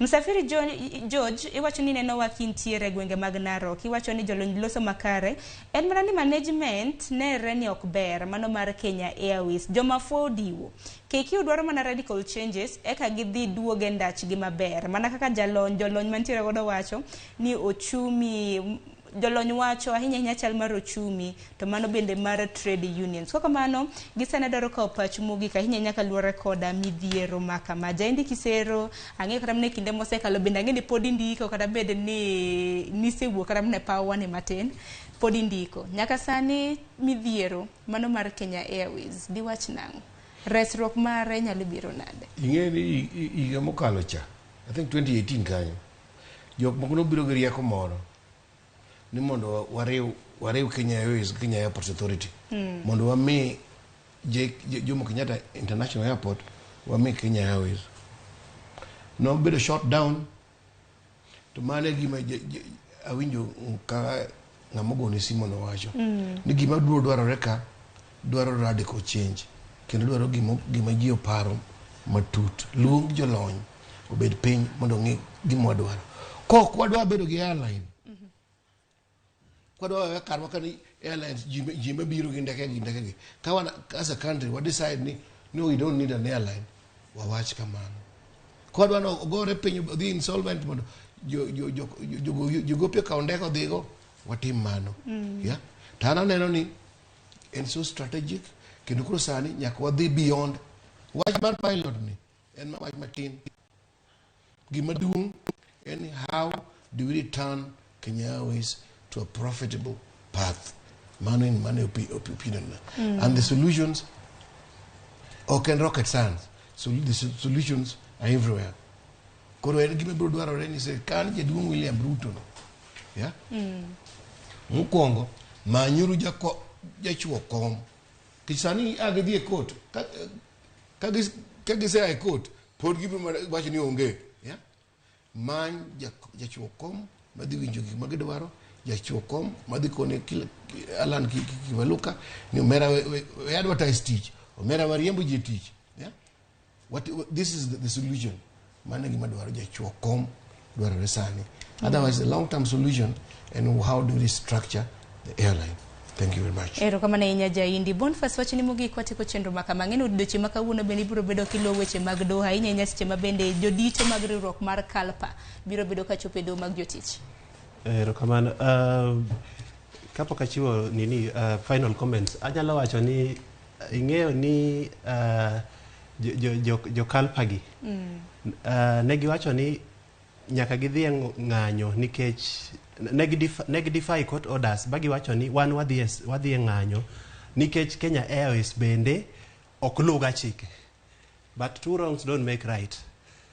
On solution number 1, Kenya Airways nyaka ne kaka bro timo partnerships kod otende. For example wanyalo wacho ginyalo dhi hotel kaka Kesha Kisumo kacha to gingisa Kesha ni welo duto mowuok for example kata Egypt kata mana France mobiri otendu kae koidho Kenya Airways to bro gami discount machalo kama iwinja. Number 2, Kenya Airways nyaka accept a small overhaul in its management mondo mi management mare obed nyaka kod professionals sectors mopogore kaka flowers mondo gi tourism mondo gi yud views mopogore ama paro mopogore kaka ginyalo tayo kampuni mar Kenya Airways. Mano sebedo ywak maduong' sana. Mar adek, pilot wang'e ni gin gi teko sana, gin joma gichamo pesa mang'eny, gin nyithind jok manigo, gin ok adwa tiyo gi a very strong word ni gichayo ji, but pilots gi I mean they need to be considerate. Uchumi rach giyie giduogi negotiation table gibed piny gi jogie mondo giwinjre ni ng'anyo matimore sani ok ni timore maybe some other time, but for now gin gi demand ang'wen by the way. Giwacho for example wayie weyo demand achiel, wayie kata weyo ariyo to ariyo gi timnwa mondo wadogi tich. Ana paro ni wach machalo kamano nyalo konyowa. Erokamano. Erokamano ahinya Boniface Otieno. Kapok achiko chenro ma kama nyakoro mga jwanga somo moko kuom ote magi. William kiwuok Maseno indiko mana gi dhongere kanyo ni KQ need more changes to be done for mutual agreement for the staff. Radical changes will help Kenya Airways. Napa kiwuok Eldoret ni wacho mana no lit jokama. Apenjo ni jatend piny Kenya ok nyal donje wach jo Kenya Airways gi mano nyango Dismas. Kaka tich yudo tek ni jong'anyo gi ng'anyo kata bende thuolo mag tije bende oselandi mano paro kanyo mochiw kanyo gi janeno maro mong'ere kaka Napa. Catechist Fred Obiere wacho neno wakintiere Rakwaro Catholic Parish mane county ma Migori wacho ni mor gi chenro kendi mor gi twak mar okinyi makawuono. Kwa kuma nyakoro mga jwangi kanyo bende makelo wa giko mar twak makama erokamano ne nyadendi Kisero kuom yudo thuolo mar biro e twak okinyi makawuono kanyakla koda Boniface Otieno wagwero kama na kuom thuolo ma chiwonwa. Kwa kuma nyakoro mga jwangi kanyo bende makelo wa giko mar twak okinyi makawuono nyaka luore koda midhiero mar ng'anyo mar joriemb ndeke e kambi mar Kenya Airways. Doche makawuono en odiochieng' mar 4 mabedo biro bedo kwa keto wenge wagi itwa oko kacha mar neno pono no ng'anyo makama pod biro bedo kadhi nyime kata oyo. Kwa kamano gikanye makelo wae giko mar twak makama erokamano ahinya kuom ote mabende yoronwa okinyi makawuono. Gisani akawyo matin mabiro bang' ma en chenro mar orako kik dhi mabor.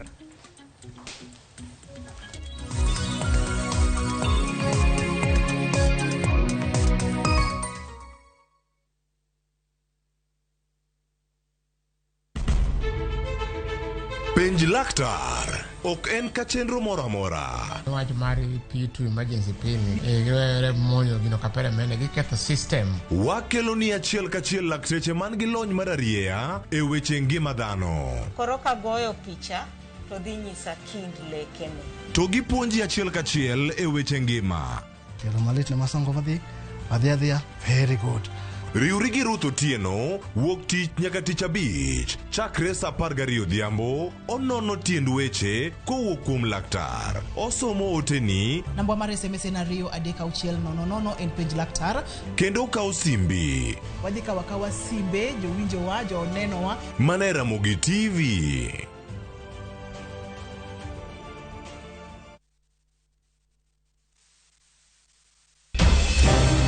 Weche ng'eny sa matin. Nyakwar Ramogi. Kaka jokanyana ere kaka wadhi gore gi jogi e yor loso mwandu. Wawinji maler, penjane penjo main godo no. Ng'ato kik iluong ni mwashemewa kapok otimo gimoro ma heshimika. Tini jopiny. Wang mbui kae ni wacho ni budget idhi somo ok nyal konyo uchumi masani. Koyot mbele kae. Gimi thuolo mokwongo ne weche mag thieth. Jowa ok thor lao ohala chik. To sane makuru chopo kama ginyalo wache gik machando chunygi. Buch jopiny tudri gi jalendo Trevor Mbija saa 3 otieno mana Ramogi TV. Kik bai.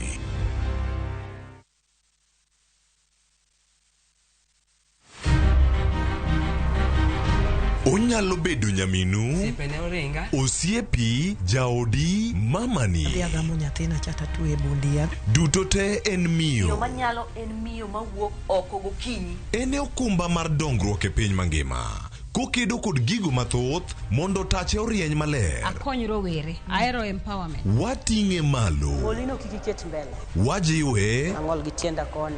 Lakini wiya to ler. Mondo warieny kanyakla e mine nyalo. Mine nyalo kabisa. Tudri kod Stella Brenda Uchieng, tich adek ka tich adek, chakre saa 8. To ibonwa geso ka ngeso, saa 7:30 odiochieng'. Mana e chenro mar mine nyalo.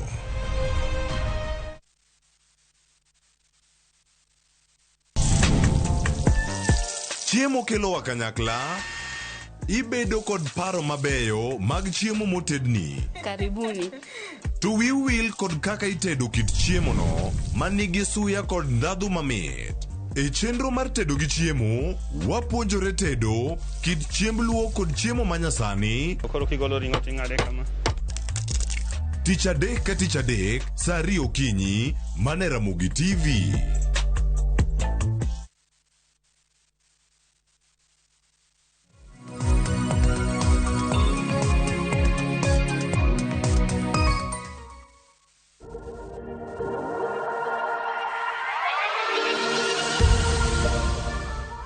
Nyikwa Ramogi Ajwang' machiegni ule chenro mar orako kokelo i Collins Alaro. Kawuono dagoyo full body, orako mar del mzima. Kaka pile pile, wachako gere puonja mondi, kapok wachikore orako marwa. Ageno ni ngima kama metia be Nyasaye rita ngima, agoyo kamano donge. Aya wachak gi warm up. Odhi, unaona badi kamano mos tu. Gonje dendi. Gonje dendi. Aya nyalo reverse, odok kuma chielo ni kendo. Serata mana mos, achiel, ariyo, adek, ang'wen, abich, nice one. Koro ariyo kiuno wakendi nuo, donge? Aya. Ter kanyo endo. Then go malo kanyo. Riyo goni endi. Nice one. Aya, chaki wakoni, udoko machielo koni. Kanyo sawa. Aya, ket duti malo. Tiende berie malo, achiel, ariyo, adek, ang'wen, abich wadhi piny. Chaki kendo riyo koni endi, achiel, ariyo, adek, ang'wen, abich. Aya, luor wadhi malo kanyo. Aya, wadhi korka acham koni. Achiel, ariyo, adek, ang'wen, abich. Nice one. Aya, koro wadhi tienda piny kanyo endo. Achiel, ariyo, adek, ang'wen. Ma riyo ler madonjo korka bambi chien koni endi. Ang'wen, auchiel. Aya, lok tiendi. Wadhi mana mos kanyo. Achiel, ariyo, adek, ang'wen, abich, auchiel. Aya, jok kanyo mana matin tu. Koro ng'ich kono koni matin kawuono. Koro watemo mondo wachikre mondo wagole koyo ni matin donge. Achiel, ariyo, adek, ang'wen, abich, auchiel. Aya, mak tiendi piny kaendi. Aya, thul malo. Kabisa. Lokra koni kendo. Mak kanyo yoyo malo. Aya, koro riyo bamwa quads ya. Mak kaendi. Rechiel mana mos kamanendo. Achiel, ariyo, adek, ang'wen, abich, lok koni endi. Achiel, ariyo, adek, ang'wen, abich. Aya, timo maber. Ageno koro dendi osegonyre koro. Koro wachak goyo orako. Orako ma kawuono, tizi ka tizi enda kachiel donge. Abo mi break it down 20 seconds, moro ka moro 20 seconds donge. Aya, wachak gi hiyo ka piny kwa body. Squats. Normal squats or the pump. Aya, kero time wachaki. Opo ready? Let's go. Aya, wadhi kanyo endo. Kochopo seconds per to hold.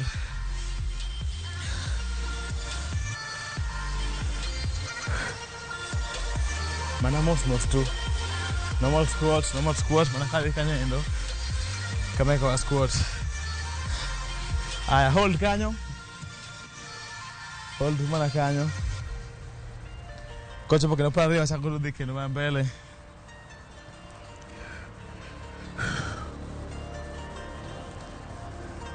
Mind yot.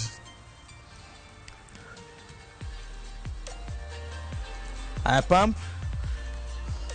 Hey, mana kamano tukuro. Keep going, Popo.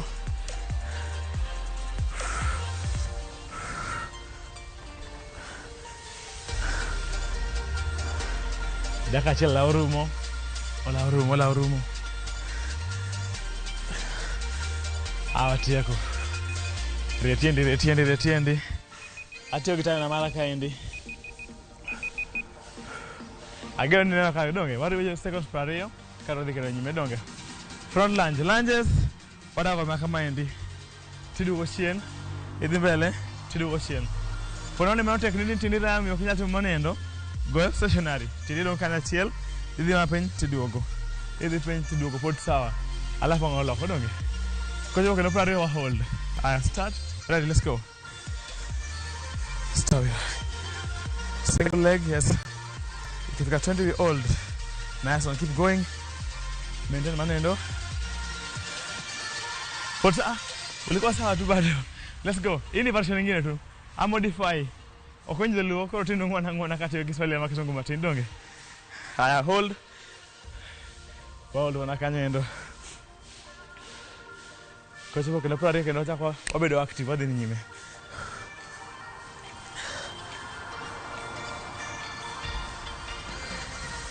Ore wakatanduka. Activate. Wadhi nyime tila chelo fodi. Kuruma ke donge.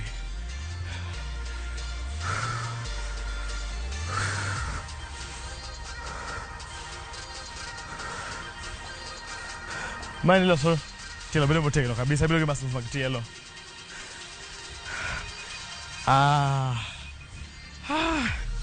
Daka chelo romo.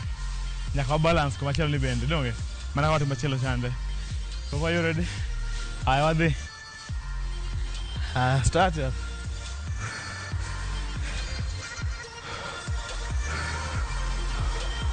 Ma vano machelo fodi. Kapolo ke ko punya tena nika.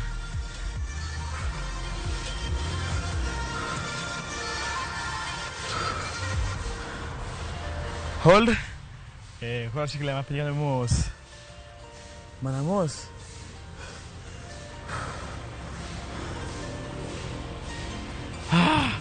Ora moti na mnyo kama ibende. Yegni matin.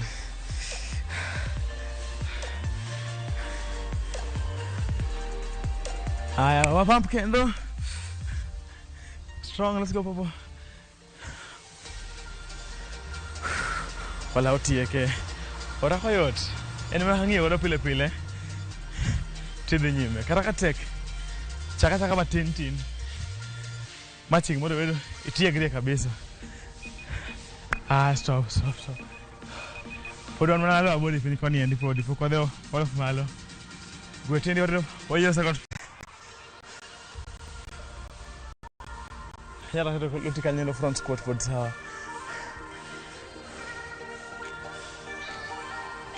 On front squats.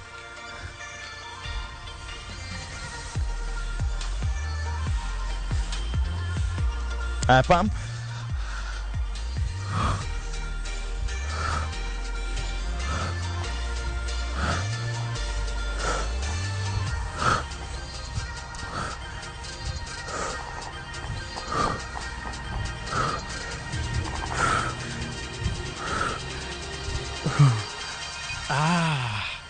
Gwetendi yako.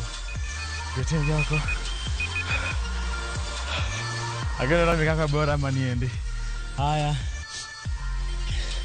Machelo niendi. Wadone wainji. Idhi piny. Tiduogo malo. Mana kanyendo. Tere malo nyaka pop sani. Ogwalo bende same time. Sawa. Papa, we ready? Kwenye 20. Wadhi hold malo kanyo. Calculate hold. Kadwa. Pump kendo. Let's go. Start. Squeeze up. Squeeze. Mana kama nendo. Wadhi malo. Keep going. Squeeze up. Nice one. Squeeze up. Watch in the hold eh. Keep squeezing. Malo so gualo kabisa. Toge. Gipo mzani.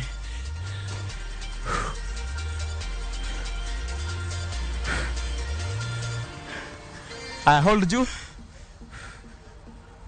Wow, my mouth is malo mos. Wavumile mana kama ni isolation. Warioge. Movement wa muscles pamoja. Haya, pump kidogo. Sawa ngada kanya matin. Mos hau mangena kwa time hadi matin. Nice. Woo. Haya, mashale ndi bit technical matin. Single leg, eh? Wadi mares kanyo. Wadi piny. Wadugo malo. Kade kinenya, chokoza mama kakende. Tidugo modification ya. Chopo kanyo tidugo malo. All the way nyaka.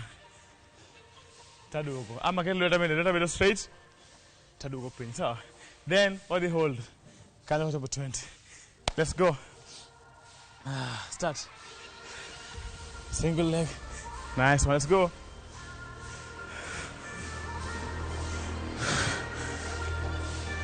There you go. Nice one.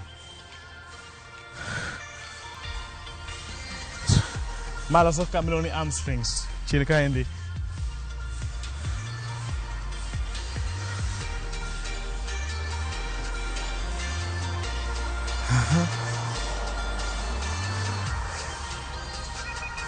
Nice one. Gotende yako. Wala utiko round mokuongo. Kacho wa iwe yo. Wala utiko round wa iwe. Haya. Kono niko akoko niendi. Open, let's go. So he, most that's him. Tunaenda hivi.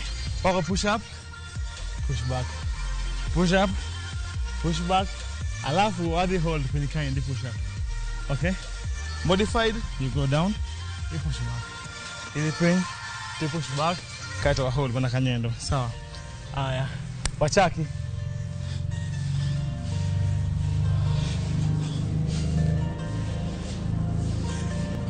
Nice one.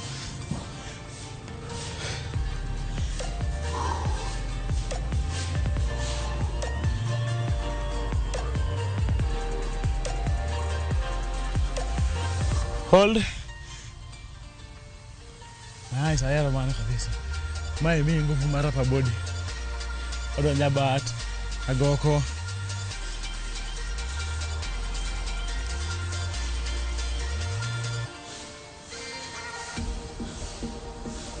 Active.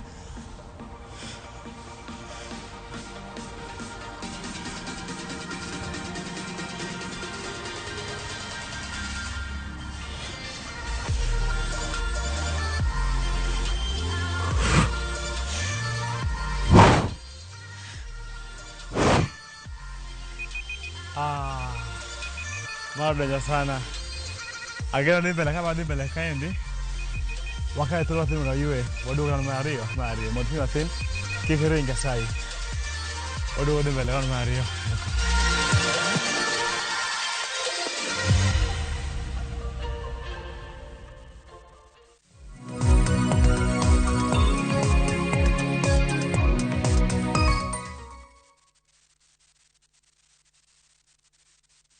Olive Limited yango nuna Serian Ridge Phase 3 egwenge makimuka engong apaya mar ngong suswa wan ko title deeds moikre beacons mosegur yor mapa maber kindgi chiel moluoro gi te pi stima kendo en but skul ma sirikal kod alwora mokwe magi duto de nengo masling 650 kende lo madirom 50 by 100 kata an 1/8 of acre tudri kodwa e namba mar 0704303030 modi makom kata kar bit e nyasi mar yawo gi ayanga manotimre tek 19 dwe mar 11 higani kata kidwaro timo limbe e puodho. Olive, securing tomorrow. Kapok pinyoru, kapoko ya uchiro, jopur ochako odiochieng'gi. Ng'ato ka ng'ato gi gombo mar kelo lokruok. Wachalo joma timo research mondo mi wakel gik man gi value. Ma ok odewo kama idake kata gima ipidho. Pith mar kich en agribusiness. Riuri kodwa mondo ipuonjri yore pur. Cover crops inyalo pidho ei puothi mar rabolo no. Jopur kod chiro mag jopur. Kendiel ma dende ber ema biro mi market. Pur gi ohala. Tich adek ka tich adek, saa 1:45 mar odhiambo. Mane Ramogi TV.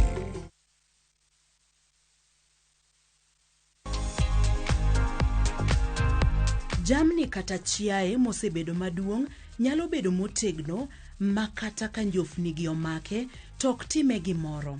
Kata kamano, moko kuom kit njofni gi nyalo duoko piny yuto mabiro kata ma ikelo kuom chiaye ahinya ka chiaye ochako bedo kod paro mar achiedh nade.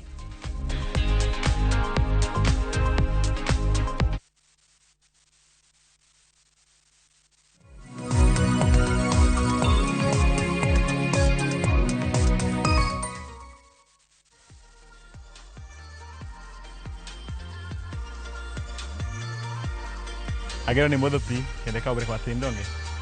Wakonye kama na wewe chande. Ne wanelo abode nya paru ya poko will. Wadhi nyime. Onge ringo. Haya. My next kind one wakamaindi to crunch. Wadhi. Proper start. Crunch.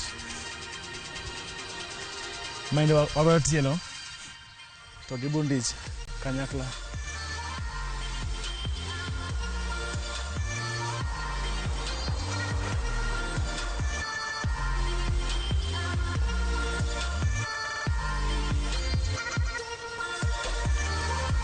Di one wakamendo. Twist. One. Twist.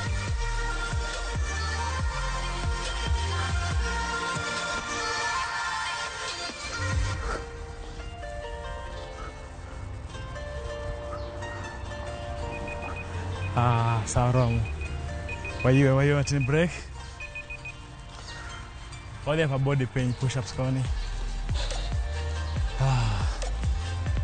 Kaindi kuro wache meet. Push-up mama kawaida chande. Mana kanyo yendo pole pole tu. Ready? Modified. Kokinyago mara ntigo mar nyadende niendi. Wachak wadhi. Ama ponego mara niendi tijony. Dia mara chande podi pot sawa onge shida. Oyeni.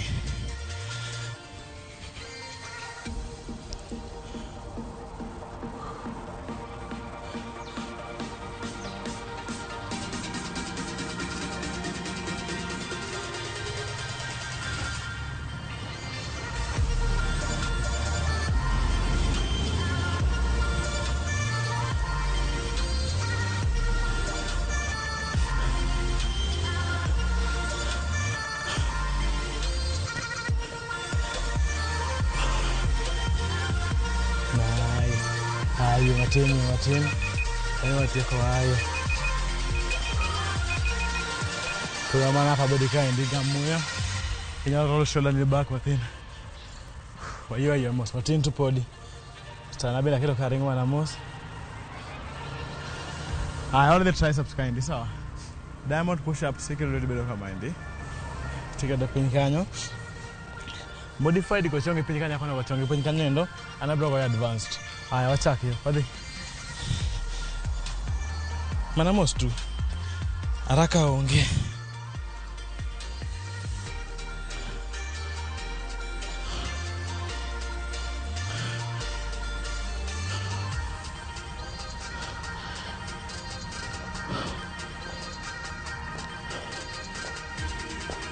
Kijony. Di mana pinkanyo endo. Samido malo, ti stretch really kabla stretch. Then we bende onge mbele matin. Asante. Bende mare nyime. Muti bedo neutral mondo kikute John. Strong purple, let's go. Mind strength workout. Or take Martin. Nice one. The shoulder ni ndo kuneba John ngori kabisa.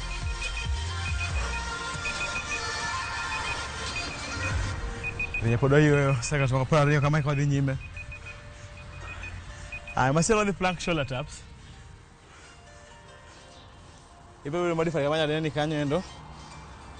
On your knees kanyo, another the full. We go. Wachaki. Mind.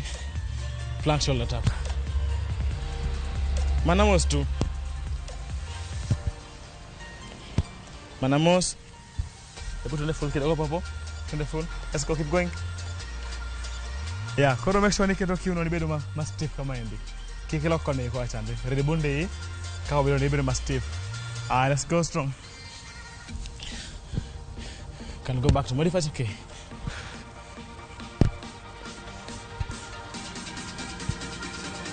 Manamos tu raka onge.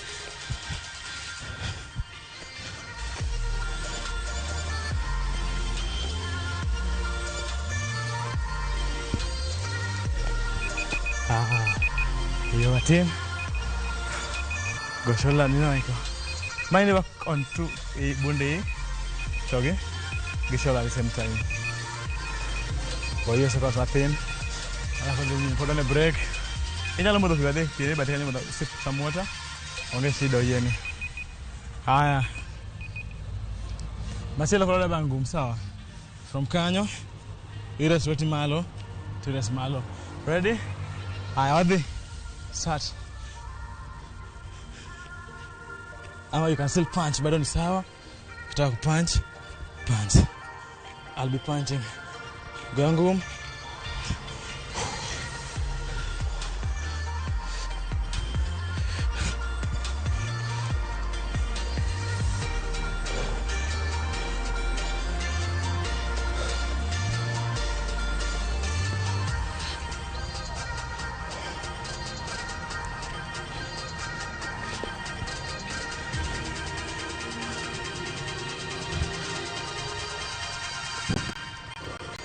Keep going.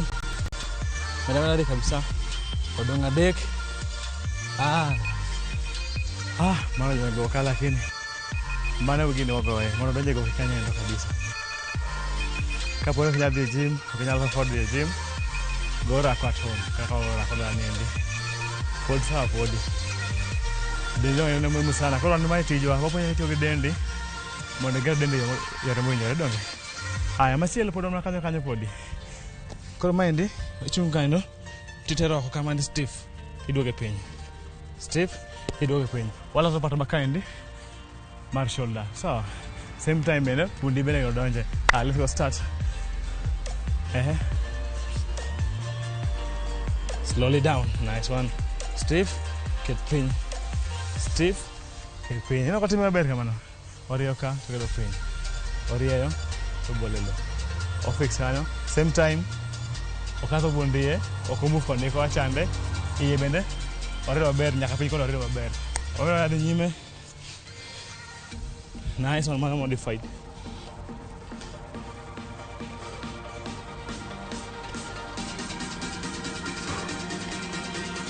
Don't seconds apart.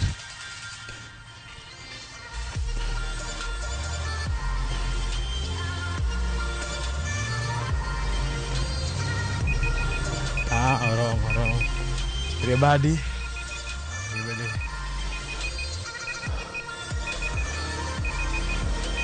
Kwa hiyo sasa karia hadi nimekendo. Nice. Martin. What are the plank for? You will only bolt hold. Ego chongi piny ka. Bistol. Tinga tini malo sawa. Koro mai kali bedo. Chongi kumullo. Sawa. Ready? Wadhi start. Seconds 45. Let's go.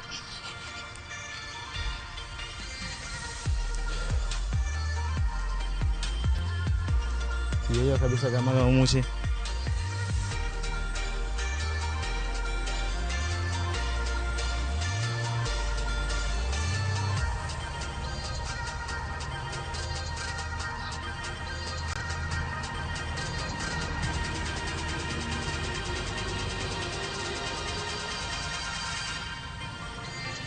Wala utia kwa ngene tayari kamendika nyendo lakini vumilia haija Kenya.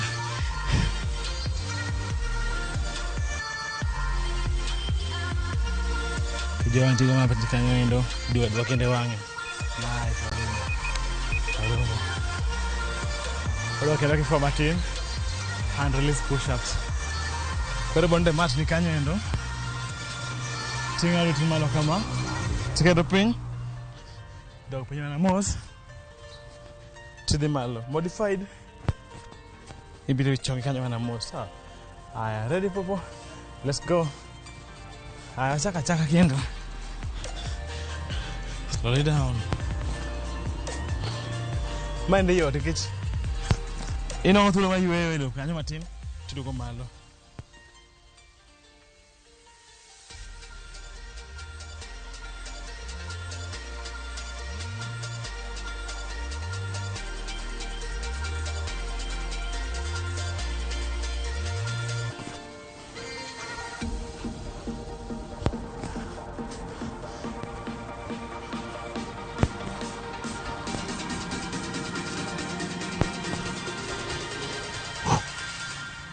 Mana ko ingi mana weche ngani mana mo sidi piny. Seche romo. Haya oda le bonde chama Martin kendo chako dugu kendo malo koni leg raises leg raises mar pinyi kaendi. Wadhi mana mos kamano tiduogo malo. So let's go Popo. Ready to start?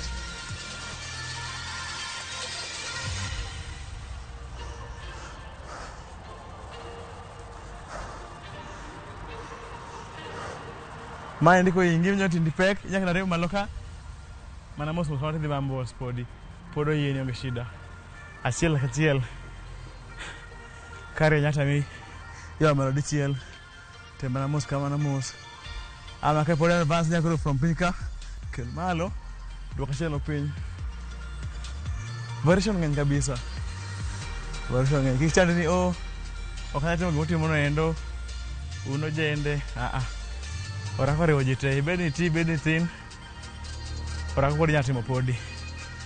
Nice one. Yo matin. What they will call crunches. Normal crunches kata dhanye podi.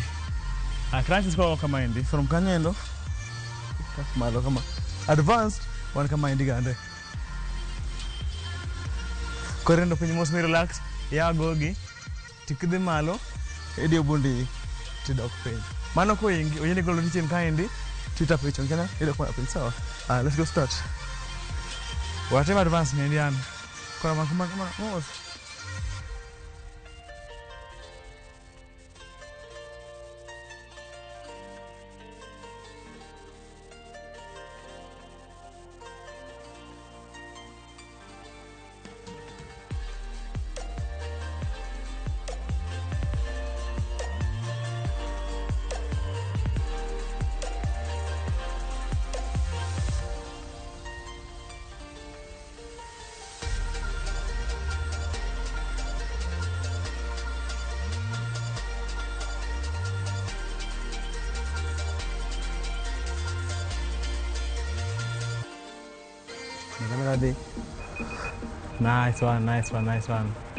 Nice one.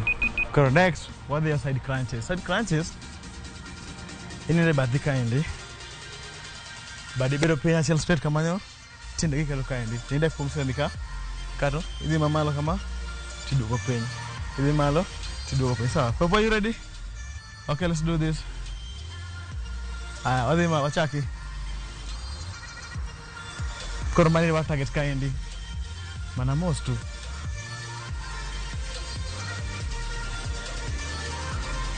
Then Jimmy relax. Malo. Relax pe. Relax. Relax mana mos. Mana part makaendi kabisa kuru squeeze kabisa. Iya pen ti squeeze mana malo.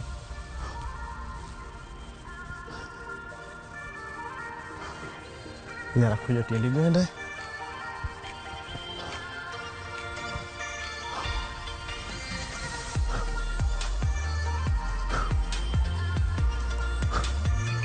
Nice one. Nyaka balance kwa tilo koni. Lokri, do the same. Ndio leti kasa. 3-2, wadada nyime.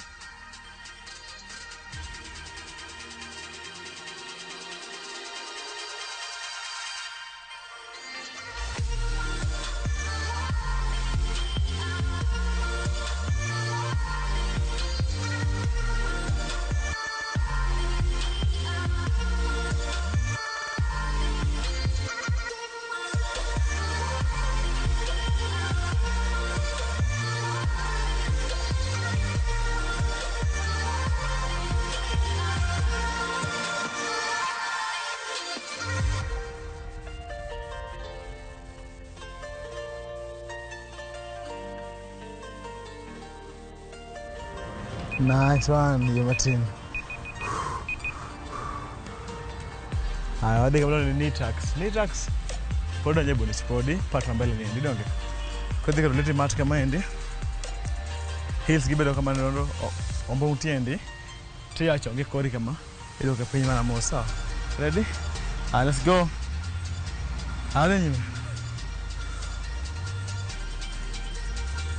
Nice one, modify the roti muni kanyendo. Okay, tuma mara nindi. Lo nyala nindi ka. Lo Pauline. Ama Popo Fitness.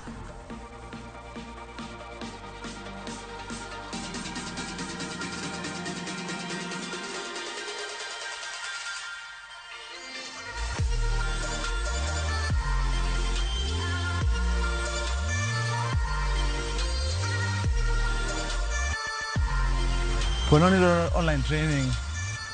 Wanya timo online training podi simo.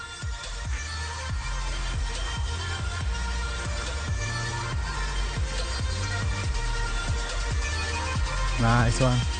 Ayo Martin.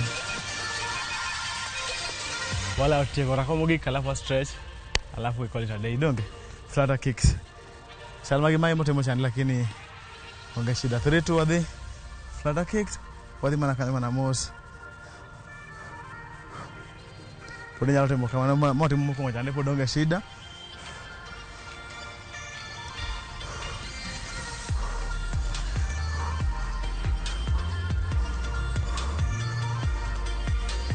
Karada personal training mano pod tija podi.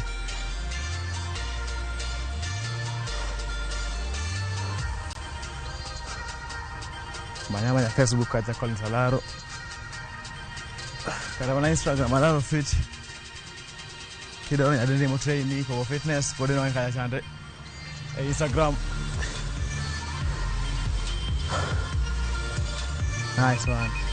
Yeah, mana kwa tiko chendro. Wa stretch alafu loro zako niende. Stretching hapo kwa mat tu. Pole stretchers tafadhali. Ada makope kwa timoni niende. Mabe Japoni wangi terengeni kabisa. Haya. Matendi kanyo. Biaga achiel. Ariyo. Adek. Ang'wen. Abich. Auchiel. Abiro aboro next. Kapapa kwa timoni endi. Kanya ndo mana mos. Mishola nishen kanya ndo mos. Achiel. Ariyo. Adek. Ang'wen. Abich. Auchiel. Abiro. Aboro. Ang'ichien mishola ni kanyo. Mami nyaka dienge itir kusitonde. Tiende gite. Achiel. Ariyo. Adek. Ang'wen. Abich. Auchiel next. Kitenda gi oko. Chopo itindi kacha, yo pin. Kami chopo no pod sawa. Okuse nyaka wi chop pin. Ona tu maloka ndi pod sawa lore gi body size mari sawa. Achiel. Ariyo. Adek. Ang'wen.